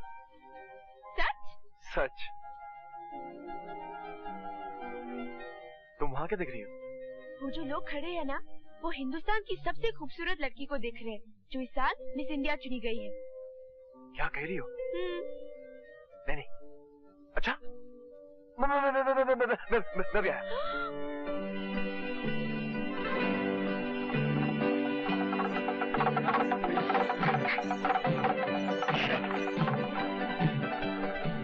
ये क्या मजाक है पायल? क्यों? अभी अभी तो कह रहे थे कि किसी लड़की की तरफ आंख भी नहीं उठाओगे और मिस इंडिया का नाम सुनते ही भाग गए। तुम सब लड़के एक ही जैसे हो। अब मैं तुम्हारी शक्ल भी नहीं देखूंगी। Good bye mister Gujral. Payal, तुम लड़की में यही तो खराबी होती है, जरा जरा सी बात पे रूठ जाती हो। अच्छा बाबा, मुझे माफ कर दो। अब मैं किसी लड़की की तरफ आंख उठाकर भी नहीं देखूंगा, चाहे वो बंदरिया ही क्यों ना हो। ओह, क्या हुआ? आंखें क्यों बंद की है? वहाँ एक लड़की पास हो रही थी इसलिए।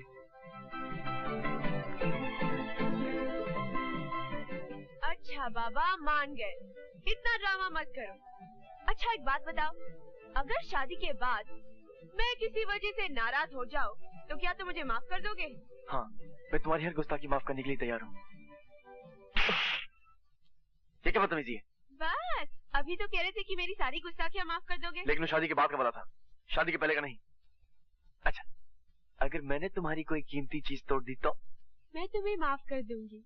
माफ कर दोगी? पक्का? ये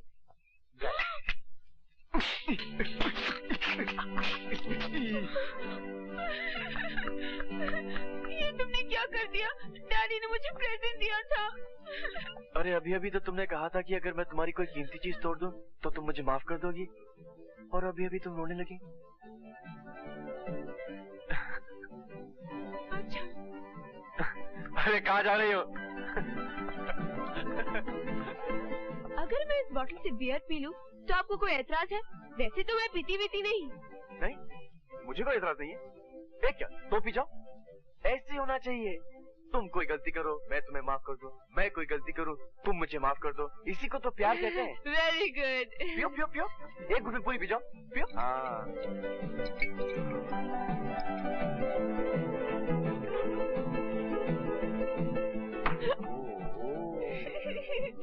तुम कुछ भी कहो, मैं तुम्हें मोहब्बत की जगह कुछ नहीं कर सकती।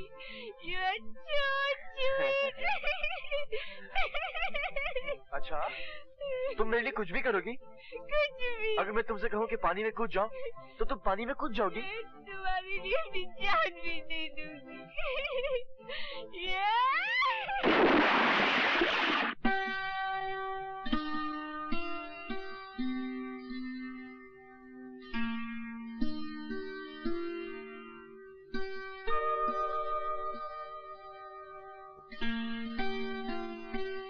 मैं कहाँ हूँ और क्या हुआ? तुम एक डाक बंगले के अंदर हो और जो कुछ भी हुआ उसके बारे में कहते हुए मुझे शर्म आती है। फिर भी बताओ तो सही। तुम्हें बियर नहीं पीनी चाहिए थी, तुम बहुत नशे में थी। मैं तुम्हें पानी में से उठा के लेके आया हूँ। तुम कहने लगी कि हमारे बीच कोई दीवार नहीं होनी चाहिए। मैंने कहा बिल्कुल ठीक है। फिर तुम अपने कपड़े उतारने लगी। मैंने कहा ये दीवार नहीं, ये तुम्हारी ड्रेस है। शट अप, मैं कुछ नहीं सुनना चाहती। फिर क्या हुआ? फिर तुम मेरे कपड़े उतारने लगी। Shut up. सच सच बताओ ना, फिर क्या हुआ? फिर वो हुआ जो शादी के बाद होना चाहिए था। इसलिए बेहतर यही होगा कि हम किसी मंदिर में जाएं और फौरन शादी कर लें। नहीं वासु, मैं अपनी नजरों से गिर चुकी हूँ। मैं मर जाऊंगी। मैं इस बेशर्मी को नहीं बर्दाश्त कर सकूंगी। मैं खुदकुशी कर लूंगी। पायल, पायल, पायल, मैं तो मजाक कर रहा था। कोई आदमी भला अपने ही घर में चोरी करता है क्या? इतना घटिया मजाक मैं तुम्हारी शक्ल भी देखना नहीं चाहती। हाँ? बहुत खूब योर ऑनर। मतलब ये कि अपनी प्राइम विटनेस यानी अपनी एकलौती विटनेस को ये लोग लोकेट करने की कोशिश कर रहे हैं, मगर मैं तो ये कहूंगा कि ये विटनेस लोकेट हो ही नहीं पाएगी क्योंकि ये बलात्कार हुआ ही नहीं। ये झूठा मुकदमा तो सिर्फ धीरेन ठाकुर को बदनाम करने के लिए किया जा रहा है। और रही इस सती सावित्री की बात, तो उसका पता तो बहुत से लोगों के पास होगा। आई सबमिट योर ऑनर कि जब तक ये औरत इस अदालत में पेश नहीं की जाती, मैं ये मानने को तैयार नहीं कि ये बलात्कार हुआ। और मेरी गुजारिश है कि इस मुकदमे को खारिज कर दिया जाए। मैं सरकार को 10 दिन की मोहलत देता हूं। अगर अगली तारीख पर उस औरत को अदालत में ना पेश किया गया तो मैं ये मुकदमा डिसमिस कर दूंगा। Fantastic sir. मुकदमा ऐसे जीता जाता है। वासु, तुम्हारी गर्लफ्रेंड की फोटो तो बहुत अच्छी आई है, लेकिन उसके साथ तुम्हारे कैमरे ने एक कत्ल को भी रिकॉर्ड कर लिया है। क्या मतलब? इस फोटो में एक आदमी एक लड़की का गला दबा रहा है? और इस फोटो में उसी लाश को गाड़ी में रख रहा है। और ये तो धीरेन ठाकुर है। ठीक। मिस्टर गुजराल से, अरे मिस्टर गुजराल से उस दिन कोर्ट में डिफेंड कर रहे थे। इसका मतलब ये? जी हाँ। अरे वासु, तू यहाँ? आज तो रास्ता कैसे भूल गए? तेरे बगैर घर बड़ा सुना लगता है। दिल में तो रहता हूँ ना। हाँ माँ बैठ। ये ले फोटोग्राफ, मिस्टर गुजराल को देना और उनसे कहना कि धीरेन ठाकुर जैसे कमीने इंसानों का केस ना लिया करें। क्या बात क्या है? वो जो फोटोग्राफ देखेंगे ना तो खुद समझ आएंगे कि सच्चाई क्या है। झूठ मत बोलिए। ये तस्वीर देखी आपने? अब मेरी बात सुनिए, मैं कोई धर्मात्मा नहीं हूँ, मगर ऐसे गंदे केसेस मैं कभी नहीं देता। मगर चूंकि मैं आपका वकील रह चुका हूँ, मैं फीस लिए बिना आपको एक मशवरा दूंगा। आप इकबाल जुर्म कर लीजिए। फॉर ए चेंज सच बोल जाइए तो हो सकता है कि फांसी की जगह आपको उम्र कैद हो जाए। मैं आपको 24 घंटे की मोहलत देता हूँ। तब तक आपने इकबाल जुर्म नहीं किया तो मैं इस तस्वीर का नेगेटिव खुद पुलिस के हवाले कर दूंगा, समझे? आज आपने मेरी आंखें खोल दी गुजराल साहब। मैं तो इस योग्य भी नहीं कि मनुष्य कहा जाऊं। जानवरों में मुझे फांसी की सजा मिलनी चाहिए। मुझे 24 घंटे की मोहलत मत दीजिए गुजराल साहब। मुझे अभी पुलिस स्टेशन ले चलिए ताकि वहां जाके मैं अपना कन्फेशन कर लूं। हो सकता है 24 घंटे के भीतर मेरे अंदर का राक्षस जाग बैठे और मुझे फिर से बहका दे। मैं आपके आगे हाथ जोड़ता हूं गुजराल साहब, मुझे अभी ले चलिए और अपने सामने एक बार जुर्म करवा दीजिए। मैं आपका ये एहसान नई जिंदगी में भूलूंगा ना, अगले जन्म में। गुजराल साहब प्लीज प्लीज मुझे ले चलिए। ठीक है, चलता हूँ। मैं तो उस आदमी का भी शुक्रिया अदा करना चाहूंगा जिसने आपको ये तस्वीरें दी। कौन है वो देवता? Vasudev. Hello hello Mrs Gujral, मैं धीरेन ठाकुर बोल रहा हूँ। आपके पति परमेश्वर इस वक्त मेरे कब्जे में है और मेरे कुछ नेगेटिव आपके चहेते बेटे वासुदेव गुजराल के पास है। अगर आप अपने पति की खैरियत चाहती हैं तो वो नेगेटिव्स अपने बेटे के हाथ मुकेश मित भेज दीजिए, समझी? हाँ, एक बात और सुनिए, पुलिस को इन्फॉर्म करने की बेवकूफी मत कीजिएगा। हो सकता है कि मुझे जेल हो जाए, हो सकता है कि मुझे फांसी भी हो जाए। मुझे आपके हाथ सिर्फ आपके पति की लाश आएगी।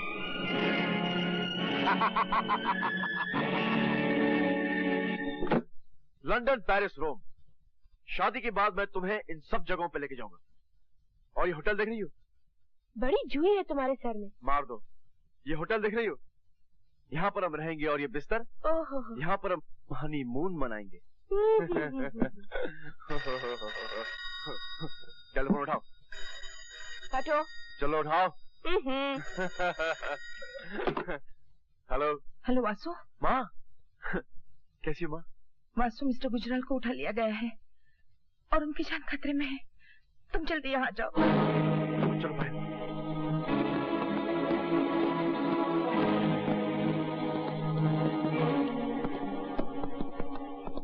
मिस्टर गुजराल किडनैप हो गए? हाँ। मगर क्यों? उन लोगों ने मुझे धमकी दी है कि वो तुम्हारे वाले नेगेटिव और उसके सारे प्रिंट्स अगर उन्हें नहीं दिए गए तो वो। रोइए मत मम्मी, किसी को मार डालना खिलवाड़ थोड़ी है। खिलवाड़ है पायल, मगर तू रो मत माँ। मैं मिस्टर गुजराल को बचाकर तेरे पास ले आने का वादा करके जा रहा हूँ। और जब भी बेटा अपनी माँ से वादा करता है तो उसे पूरा करता है, या फिर उस वादे को निभाने की कोशिश में मर जाता है। आओ पायल।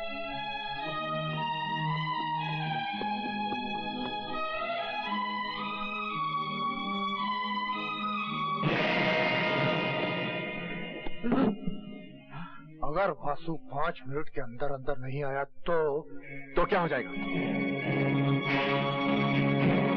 नेगेटिव्स लायो।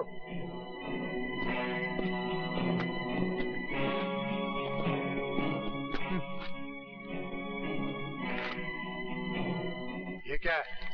इस कागज से अपना काला मुंह साफ कर।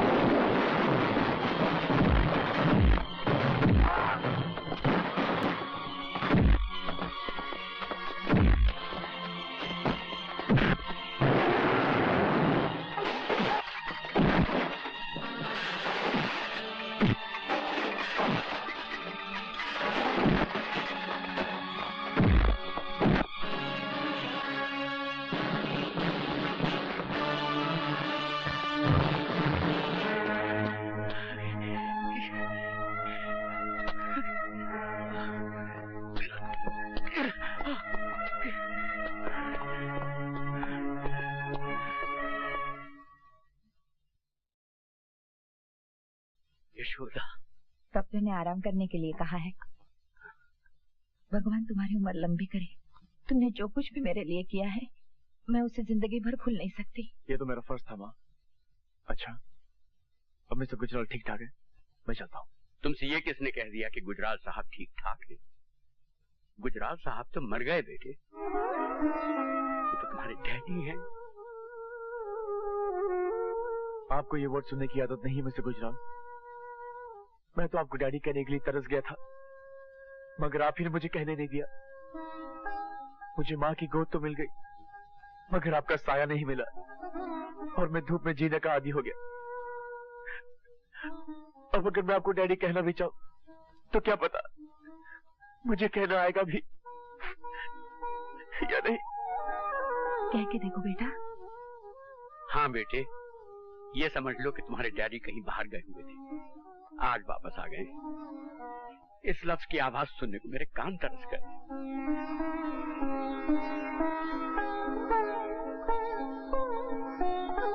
ठीक है बेटे, ये सेल्फ सेंटर्ड बुढ़ा इसी लायक है। दे दो तुम मुझे सजा, जो चाहे दे दो सजा। डैडी,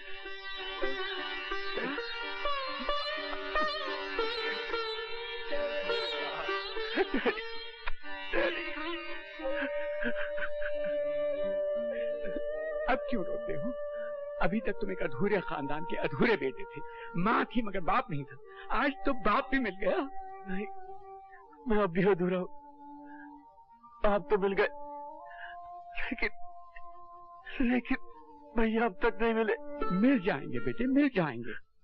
जैसे तुम्हें तुम्हारे डैडी मिल गए, वैसे तुम्हारे भैया भी मिल जाएंगे और हमारा खानदान पूरा हो जाएगा। रो मत। अच्छा ये बताओ कि ये फूल जैसी लड़की कौन है? ये पायल है। मतलब ये कि क्यों मासू? भाई ये मेरा घायल होना तो बहुत मुबारक हुआ। पहले बेटा मिल गया और अब बहू। मैं तो यहाँ से निकलते ही तुम्हारे डैडी के साथ बात करूंगा और बात पक्की करूंगा। चट मंगनी पट ब्याह। अच्छा वासु, एक बात बताओ, मेरी ऐसी कौन सी चीज थी जो तुम्हें भा गई और तुम मुझ पर फिदा हो गए? पायल, सच पूछो तो तुम्हें कोई भी अच्छी चीज नहीं है। न जाने मैं तुम्हें अपना दिल क्यों दे बैठा। अगर ऐसी बात है तो मैं तुम्हारी शक्ल नहीं देखूंगी। अरे भड़को नहीं। अब मैं सोचता हूँ तो महसूस करता हूँ कि तुम्हारी काफी चीजें अच्छी हैं। मसलन तुम्हारे लंबे लंबे खूबसूरत बाल, और तुम्हारी ये गोरी गोरी पेशानी, और तुम्हारी झील सी नीली आंखें जिनमें डूब जाने को जी करता है, और तुम्हारी ये दो गुलाबी होंठ। तुमने मेरी नाक के बारे में कुछ नहीं कहा? हाँ, और तुम्हारी ये 1.5 फुट लंबी नाक। वासु, ऐसी बकवास करोगे तो पिट जाओगे। अच्छा बाबा, तुम्हारी ये सुराईदार गर्दन, और तुम्हारे ये दो बड़े बड़े। शर्म नहीं आती ऐसी बातें करते हुए? पायल, तुम्हारे दिमाग में सिर्फ गंदगी भरी हुई है। मैं तो तुम्हारे इन दो बड़े बड़े हाथों की बात कर रहा था जिनमें तुमने एक कंगना पहना है। गर्दन हिलाने से काम नहीं चलेगा पापा, हाथ मिलाना पड़ेगा, क्योंकि ये मेरा बेस्ट फ्रेंड है वासु गुजराल, जिसकी वकालत ने बॉम्बे में धूम मचा रखी है। कोई धूम नहीं मचा रखी सर। आप तो जानते ही होंगे कि पायल की आदत है बड़ा चढ़ा के बात करने की। जी नहीं, मैं हमेशा ठीक बात कहती हूँ। अच्छा पापा, आप ही बताइए, मैं केस की मिसाल देती हूँ। मेरे केस तुम्हारे वासु के बस के नहीं है बेटा। खैर, फिर भी ये इतनी तारीफ कर रही है तो एक आध केस तुम्हें जरूर हो। थैंक यू सर, मगर मैं यूं गिरे पड़े मिल जाने वाले केस नहीं लेता सर। बहुत तेज हो। वकील कानून की धार होता है सर, और अगर धारी तेज न हो तो कानून जुर्म की जड़ें कैसे काट पाएगा। ठीक है, कभी तुम्हारी धार भी देख लेंगे। तुम्हारे डैडी अभी तक नहीं आए। मिस्टर सिंह, मुझे गुजराल कहते। हेलो। अब आप गुजराल अंकल से बातें कीजिए पापा। वासु को तो मैं अपना मिनी सूट दिखाने जा रही हूँ। आओ वासु। हाँ हाँ, बड़ों की बातों में बच्चों का क्या काम। क्यों mister Singh? I don't know, मुझे तो ये भी नहीं पता कि हम दोनों बात क्या करने वाले हैं। अरे भाई तुम जाते क्यों नहीं, जाओ ना। हा? आप खड़े क्यों हैं? बैठिए ना। क्योंकि आपने मुझे बैठने के लिए कहा ही नहीं। आई एम सॉरी, बैठिए। जी, मुझे ये बच्चे काफी सीरियस लगते। क्यों मिस्टर सिंह? ये जनरेशन तो सीरियस होना जानती नहीं मिस्टर गुजराल। मैं उस सीरियसनेस की बात नहीं कर रहा। तो फिर किस सीरियसनेस की बात कर रहे थे आप? बढ़ा चढ़ा के बात करने की मुझे आदत नहीं है। अदालत में भी मैं कम बोलता हूँ, ऑलवेज टू द पॉइंट। ये मेरा बेटा वासु है ना, ये मुझसे भी बड़ा और अच्छा वकील बनेगा। अखबार वाले तो फिदा हैं इस पे, हर रोज कोई ना कोई राइट अप छपता रहता है। रत्नाबाई रोडवेज का जो कॉम्पेंसेशन केस था ना, वो मेरे बेटे वासु ने ही जीता था। उन हरामियों के हलक से उसने कॉम्पेंसेशन उगलवा ही दिया। तो ये वो वाला वासु गुजराल है? 100%। और एक पॉलिटिकल लीडर की कातिलाना चालों से भी इसने मुझे बचाकर निकाल दिया। खैर छोड़िए बात। वासु मेरा सगा बेटा नहीं है। हुआ ये कि मेरी बीवी की एक सहेली जगदीशपुर में रहा करती थी। ये उनको वहीं दिखा। इसका बड़ा भाई वहां नौकर था, तो एक मर्डर और रेप केस में उसे सजा हुई, ये बेचारा रह गया यतीम, छोटा सा लावारिस। मेरी बीवी को तरस आया, उसने गोद ले लिया। कहने का मतलब ये कि मेरा खून का नहीं है, मगर हमारा ब्लड ग्रुप एक है, और अगर ये मेरा सगा बेटा भी होता तो मैं इससे इतनी ज्यादा मोहब्बत न करता। ब्लड तो अब कौन मानता है गुजराल साहब? पेरेंट्स का फर्ज तो ये है कि वो अपने बच्चों की खुशी चाहे। तो फिर पंडितों की जबान में इसका मुहूर्त निकलवा दूं? मेरी तरफ से तो बात पक्की है, लेकिन जरा फैमिली पुरोहित से पूछना पड़ेगा। Give me a couple of days. Sure. पंडितों के हुक्म के बगैर तो इस मुल्क में कंप्यूटर भी नहीं चलते, हम आप क्या चलेंगे? अरे गुस्सा थूक भी दो। गुस्सा थूक कैसे दूं? वो हरामजादा मेरी बेटी से शादी करेगा। ये किस पे फूफा कर रहे हो भाई? जरा इन पर अपनी मुस्कान की वर्षा तो करना रत्ना, क्योंकि मैं इनसे ये कहता हूँ कि अनशन लोगों से मिलने क्यों लगे? कौन अनशन लोग? वही दोनों जो अभी अभी यहाँ से गए हैं। अब तुम मेरे दुश्मनों से दोस्ती करोगे तब तो फिर बात नहीं जमेगी। अरे भाई, उन्हीं हरामजादों पर तो अब तक मेरा खून खौल रहा है। उस लौंडे की हिम्मत तो देखो, मेरी बेटी से शादी करेगा। मेरे टुकड़ों पर पलने वाला वो शख्स मेरी बेटी से शादी करेगा। उस जूडी को भी 5 लाख उसी ने दिलवाए। मैं तो कहता हूँ उन दोनों को गोली मरवा दो। खा खा के मोटे हो रहे हो, कुछ तो काम करो। 2 आदमी नहीं मारे जाते तुम लोगों से। अब अगर हमारे किसी आदमी ने उन्हें मारा तो बात बिगड़ जाएगी, क्योंकि वो रिश्ता लेकर आ चुका है। उन्हें मारने के लिए तो कोई ऐसा आदमी ढूंढना चाहिए जो भरोसे के लायक भी हो और हमसे जिसका कोई ताल्लुक भी साबित न हो सके। वो 212 कैसा रहेगा? तुम्हारा ये तीर बिल्कुल निशाने पर बैठा है रत्ना। ये 212 कौन है? पता नहीं, मगर कमाल का आदमी। She'll be all right in about 3 months. लेकिन इनको दाखिल करना पड़ेगा और ट्रीटमेंट भी बहुत महंगा होगा। महंगे सस्ते की बात ना कीजिए डॉक्टर, बस इतना बताइए कि ये ठीक तो हो जाएंगी ना। पैसों का बंदोबस्त तो कहीं ना कहीं से कर ही लूंगा। You are very fortunate mister Ravi.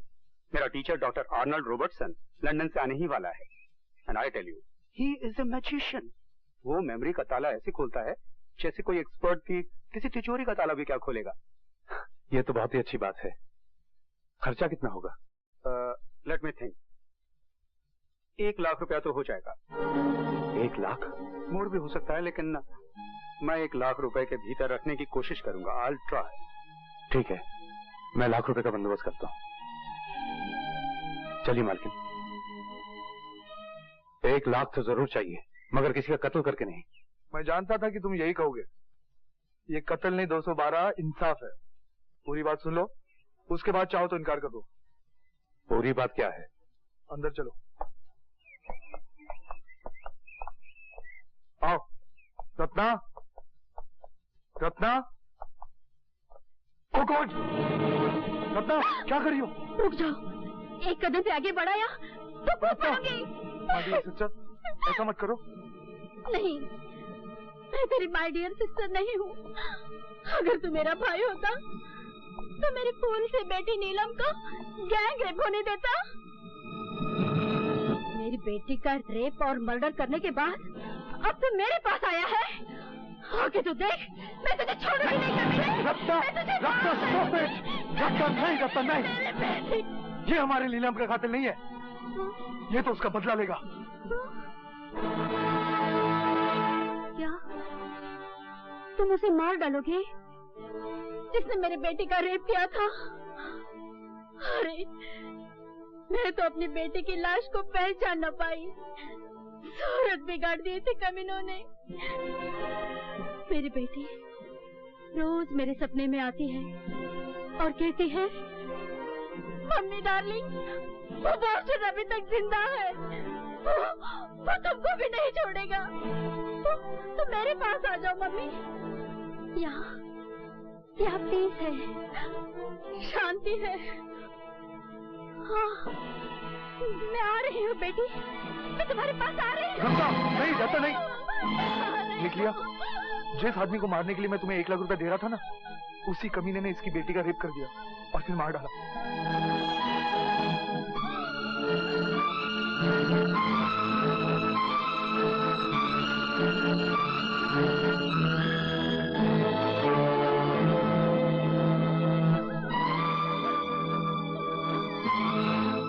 भी अगर तुम कत्ल नहीं कर सकते तो ठीक है। कौन है वो जानवर?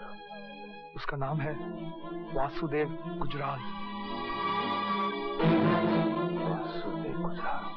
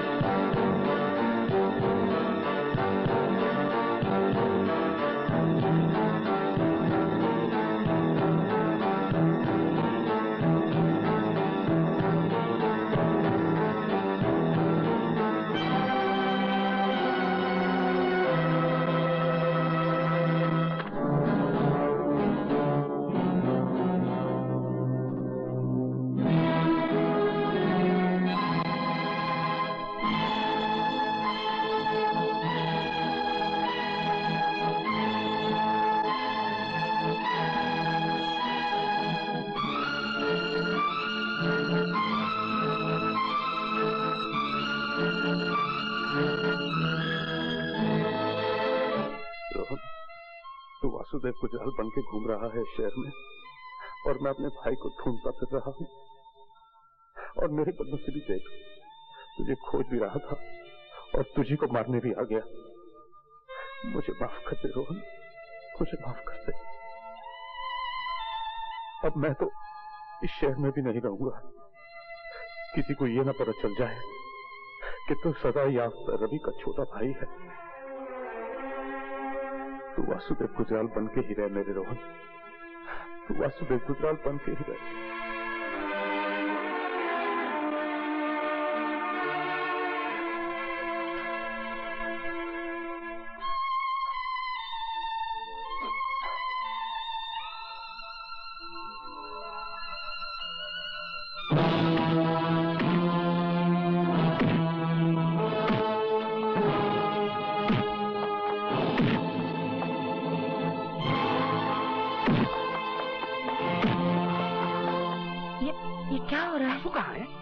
अंधेरा क्यों है? अरे मेन स्विच ऑफ कर दिया किसी ने।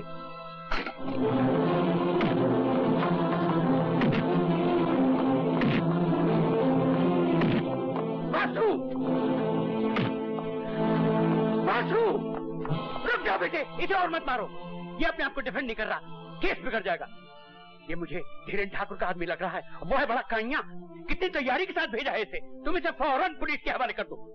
तुझे तो मैं कम से कम 10 बरस के लिए जेल भिजवाऊंगा। 2 साल कम क्यों कर दिए वकील साहब? इसे मैंने कहाँ देखा है? प्लीज यशोदा। नहीं, मैं सच कह रही हूँ। ये चेहरा मेरा देखा हुआ है। रेणुका जी, आपका रवि फिर गिरफ्तार हो गया। मेरा रवि? मेरा तो कोई है ही नहीं। वो रवि रेणुका जी, रवि जो आपकी सेवा कर रहा है। उस पर कत्ल करने की कोशिश का इल्जाम लगा है। क्या आपका रवि किसी का कत्ल कर सकता है? मगर रवि है कौन? अपनी याददाश्त की खिड़कियां खोली रेणुका जी। आप गांधारी की तरह बंधी हुई अपनी आंखों पर खोई हुई याददाश्त की पट्टी खोलने की कोशिश तो कीजिए। मैं जा रही हूँ उसकी जमानत करवाने। भगवान के लिए अपनी जिंदगी की उलझी हुई डोर का सिरा खोज लीजिए रेणुका जी। ये कई जिंदगियों का सवाल है।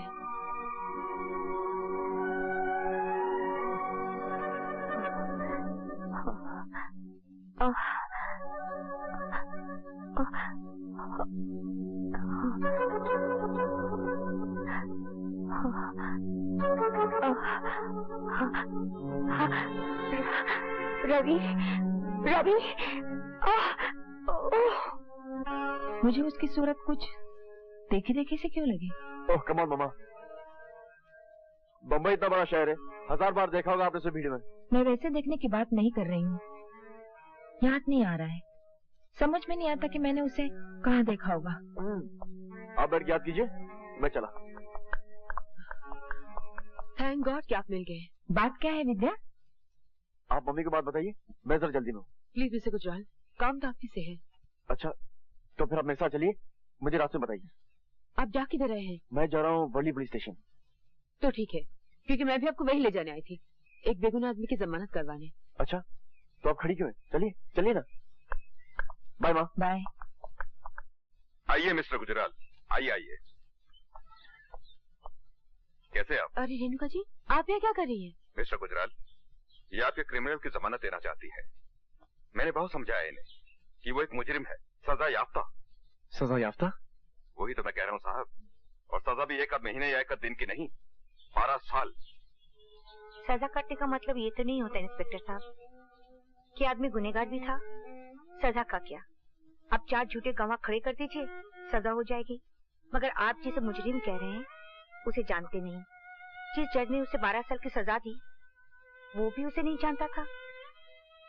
वो तब भी निर्दोष था जब उसे 12 साल की सजा हुई थी, और वो अब भी निर्दोष है। लीजिए, आपका निर्दोष आ गया। रवि, मालकिन आप? तुम बिल्कुल ना घबराना। एक बार मेरे होते हुए तुम्हारे साथ अन्याय हो गया है और मैं कुछ ना कर सकी, मगर मैं दोबारा तुम्हारे साथ अन्याय नहीं होने दूंगी। मालकिन, ऐसा लगता है भगवान की दया से आप ठीक हो गई। हाँ, भगवान ने मुझे तुम्हारे लिए ठीक किया है। जो मैं ना ठीक होती तो तुम्हें उस अमानत का पता कौन बताता जो मेरे पास थी। अब तो आप ठीक हो गई ना मालकिन? हाँ। आराम से पूछ लूंगा, जल्दी क्या है? हाँ। और मैं इस अमानत की कसम खा के कहता हूँ कि आज तक मैंने कभी ये नहीं सोचा कि आपने मेरी अमानत का ख्याल नहीं रखा होगा।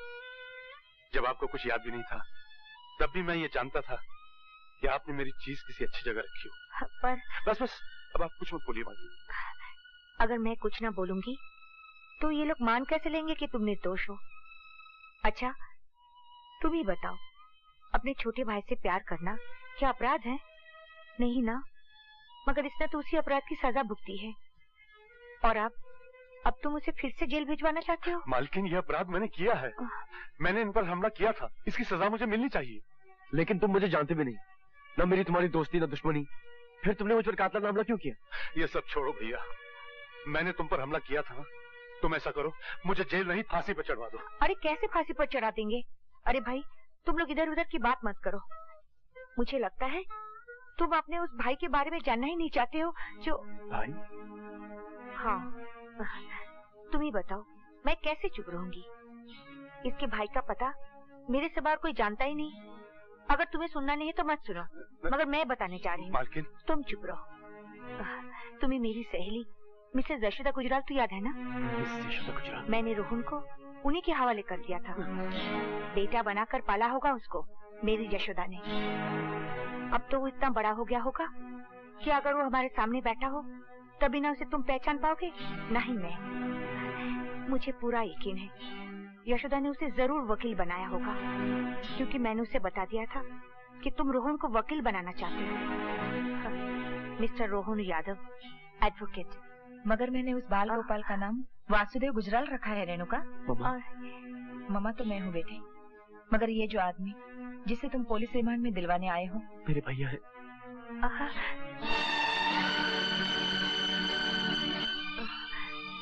तुम रोहन हो? अरे मेरे पैर नहीं, पाँव छू रवि के, जिन पैर पर जेल की 12 वर्ष की धूल है। नहीं नहीं नहीं नहीं, ये दोनों देवियां झूठ बोल रही हैं। मैं वो रवि यादव नहीं हूँ। मैं रवि यादव होता तो क्या अपने छोटे भाई की हत्या करने की सुपारी लेता? झूठ मत बोलिए भैया, जरा सोचिए, जिन हाथों को आप चुमा करते थे वही हाथ आप पर उठे। इन हाथों को तो मैं काट कर फेंक दूंगा। तू कौन होता है? तू कौन होता है मेरे रोहन के हाथ काटने वाला? हाँ, ए वासुदेव गुजराल, तू क्या समझता है कि मेरे रोहन के हाथ लावारिस है? तो भैया इन हाथों को अपने चरण छूने की इजाजत दीजिए। भाई गले मिलते हैं। रो मत रोहन, रो मत। आप भी तो रो रहे हैं भैया। अरे हम तो शर्म के मारे रो रहे हैं। जिस भाई के वास्ते हम जिंदा थे उसी को मारने के वास्ते हमने ये हाथ बेच दिए, मगर तब हमें ये पता नहीं था कि तुम हो मुन्ना। मालकिन का अच्छा होना जरूरी था, क्योंकि मेरे भाई का पता सिर्फ मालकिन को मालूम था और मालकिन की याददाश्त के दरवाजे सब बंद थे। उन दरवाजों के खुले बगैर मेरे भाई का पता मुझे नहीं मिल सकता था। ऐसे में एक काम हाथ आया कि वासुदेव गुजराल को मार डालो और लाख रुपया ले जाओ अपनी मालकिन के इलाज के लिए। तो मैं क्या करता? हम समझते हैं भैया। तुम कुछ नहीं समझते। जरा सोचो रोहन, अगर कल हमने तुम्हें पहचान न लिया होता तो कैसा अनर्थ हो जाता। तुम्हें मार डालते, 1 लाख रुपया ले आते और मालकिन का इलाज करवाते, और मालकिन कहती, बदनसीब, जिसे मार कर तू मेरा इलाज करवा रहा है वही तो तेरा छोटा भाई था।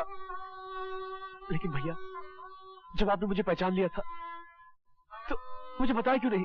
क्या बताता कि तू वासुदेव गुजराल नहीं, रोहन यादव है, रवि यादव का भाई, जो अभी अभी 12 साल की सजा काट कर जेल से छूटा है। तो तेरी क्या रह जाती मुन्ना? इसका मतलब अगर मालकिन न बताती तो आप मेरी जिंदगी से यूं ही चुपचाप चले जाते। आपको पता है मैंने आपको ढूंढने की कितनी कोशिश की है, लेकिन सरकारी फाइलों की भीड़ में आपका कहीं पता न चला। मेरा पता न चला होता तो अच्छा ही हुआ होता मुन्ना। अब सारी दुनिया तुझे सजा याफ्ता रवि यादव का भाई कहेगी। भैया, आप तो सजा काट कर देवता बन गए, लेकिन मुझे छोटा भाई बनकर आदमी तो बन जाने दीजिए।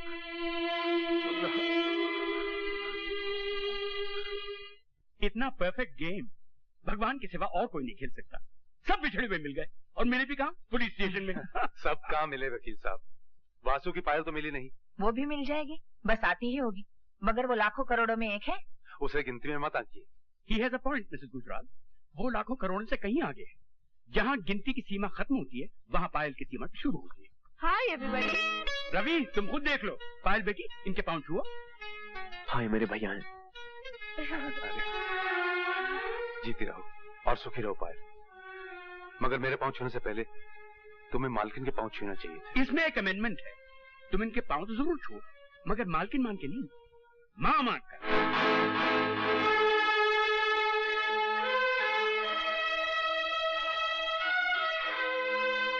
हाँ बेटी, ये जो मेरी रेणुका है ना, वो रवि के मालकिन तो जरूर है, मगर तेरी माँ है बेटी। मेरी माँ?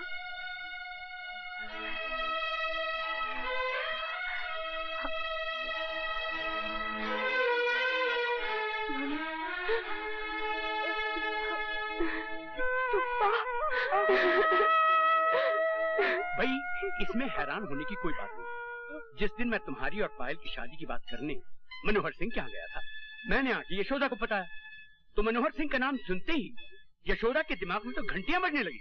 घबरा सिर्फ ये था कि ये समझती थी कि रेणुका मर चुकी है। Thanks to Worli police station ये बात भी साफ हो गई। भाई, जो जिंदा है वो तो जिंदा ही है ना। मालिक ने तो मालकिन को मारने की कोई कसर नहीं छोड़ी थी, और उनके ख्याल में तो मालकिन मर ही चुकी थी, मगर जाको राखे साइया मार सके ना कोई। और जाको मारे सैया उसे बचा सके ना कोई। मैं उसे नहीं, ये मेरी और डैडी की लड़ाई है। मैं सारी जिंदगी इस झूठ की छाव में जीती रहूं कि मेरी मम्मी मर चुकी है। डैडी मुझसे इतना बड़ा झूठ बोलते आए, अब मैं उनसे सच बुलवाऊंगी, कड़वा सच।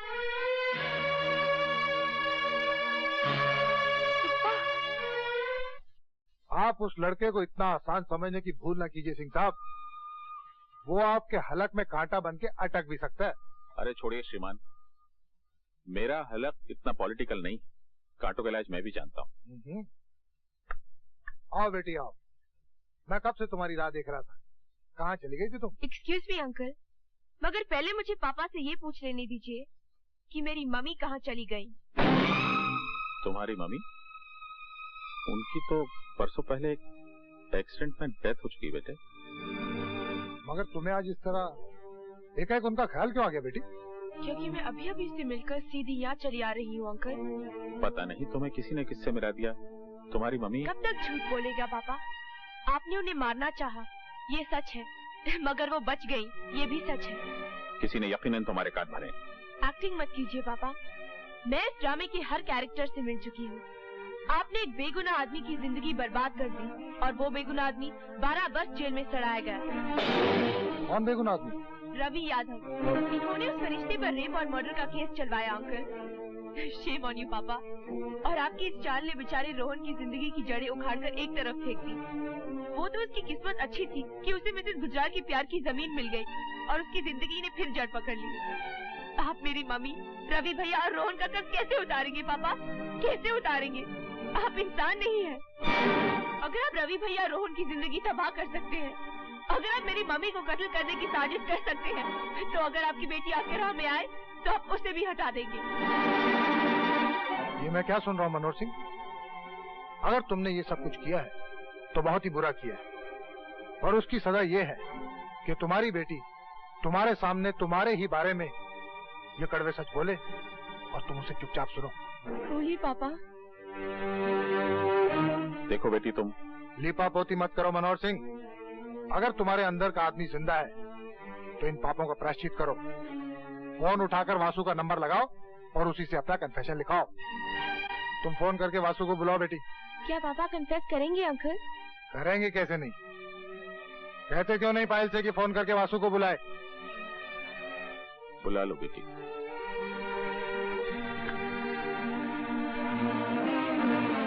हेलो, कौन? वासु, तुम फौरन यहाँ आ जाओ। पापा तुमसे अपना कन्फेशन लिखवाना चाहते हैं।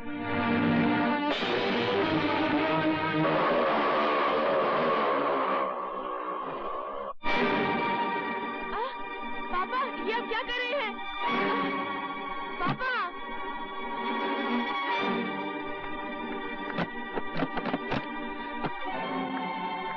पापा, दरवाजा खोलो, खोलो दरवाजा।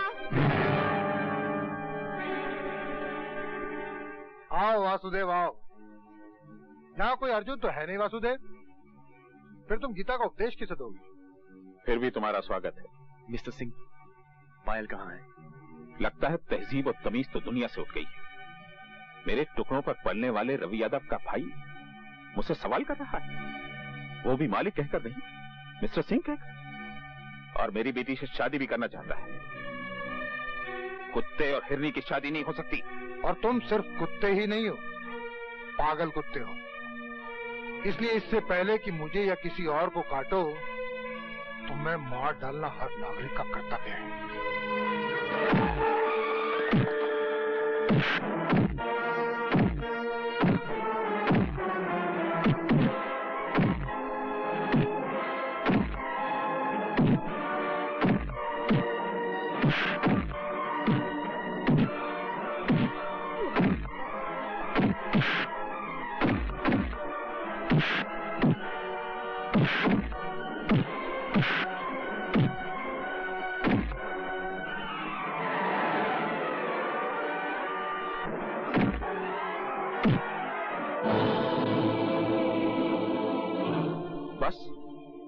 की हवा निकल गई, लेकिन मैं सिर्फ तेरी जान लेना नहीं चाहता। मैं ये चाहता हूं कि तू तड़प तड़प कर मरे। गुजरने वाला हर पल तुझसे कहे कि यमदूत तेरे पीछे पीछे आ रहे हैं।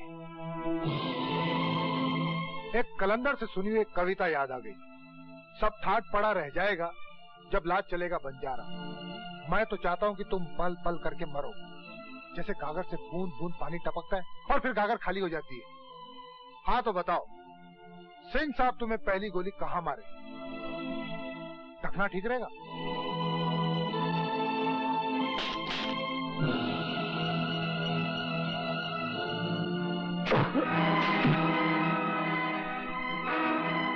आप भी आ गए? नहीं आप नहीं, तुम भी आ गए? नहीं तुम भी नहीं, तू भी आ गया। तुम्हें मारने के लिए मुझे तो आना ही था। तुम पर बहुत सारे कर्ज हैं मनोहर सिंह। तुमने मेरी मालकिन को कत्ल करवाने की कोशिश की। तुम्हारी वजह से ये दर बदर हुई और एक शून्य में जीती रही। तुम्हारी वजह से मैंने 12 साल की जेल काटी और तुम्हारी वजह से मैंने अपने भाई के कत्ल की सुपारी ली। तुम्हारे पास जिंदगी भी एक है और मौत भी एक है। कैसे उतारोगे इतने सारे कर्ज? देखो तुम्हारे सारे कर्ज खुआ खड़े हैं। जिंदगी में पहली बार बगैर कोई फीस लिए मैं तुम्हें कुछ लीगल एडवाइस दे रहा हूं। जी चाहे तो मान लेना। तुमने कभी ना कभी हम सबको घायल किया है, हमें नहीं तो उन्हें जिन्हें हम चाहते हैं। इसलिए तुम हम सब के मुजरिम हो mister Singh. Now give the law chance, कानून को मौका दो एंड सरेंडर। सरेंडर? मैं? तुम तो बड़े बेवकूफ निकले मिस्टर गुजराल। लगता है कि दुप्पल में वकालत चलाई है। मैं अकेला दिखाई दे रहा हूं तो तुमने मान भी लिया कि मैं अकेला हूं। मेरे पास सिर्फ ये 2 ही हाथ नहीं है मिस्टर गुजराल, मेरे पास सैकड़ों हाथ है। मैं खुद कानून हूं और ये तुम सबकी सजाए मौत की खड़ी है।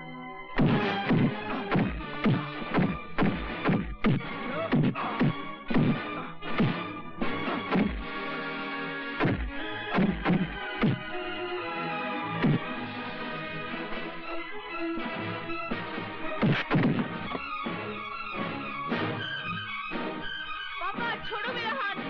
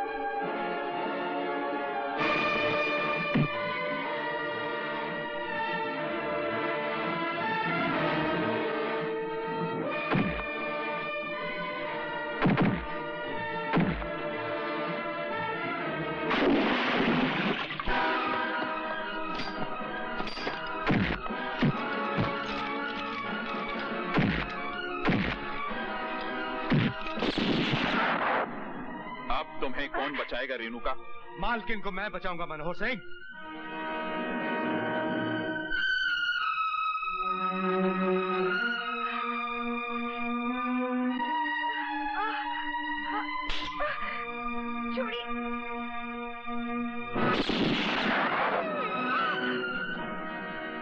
भैया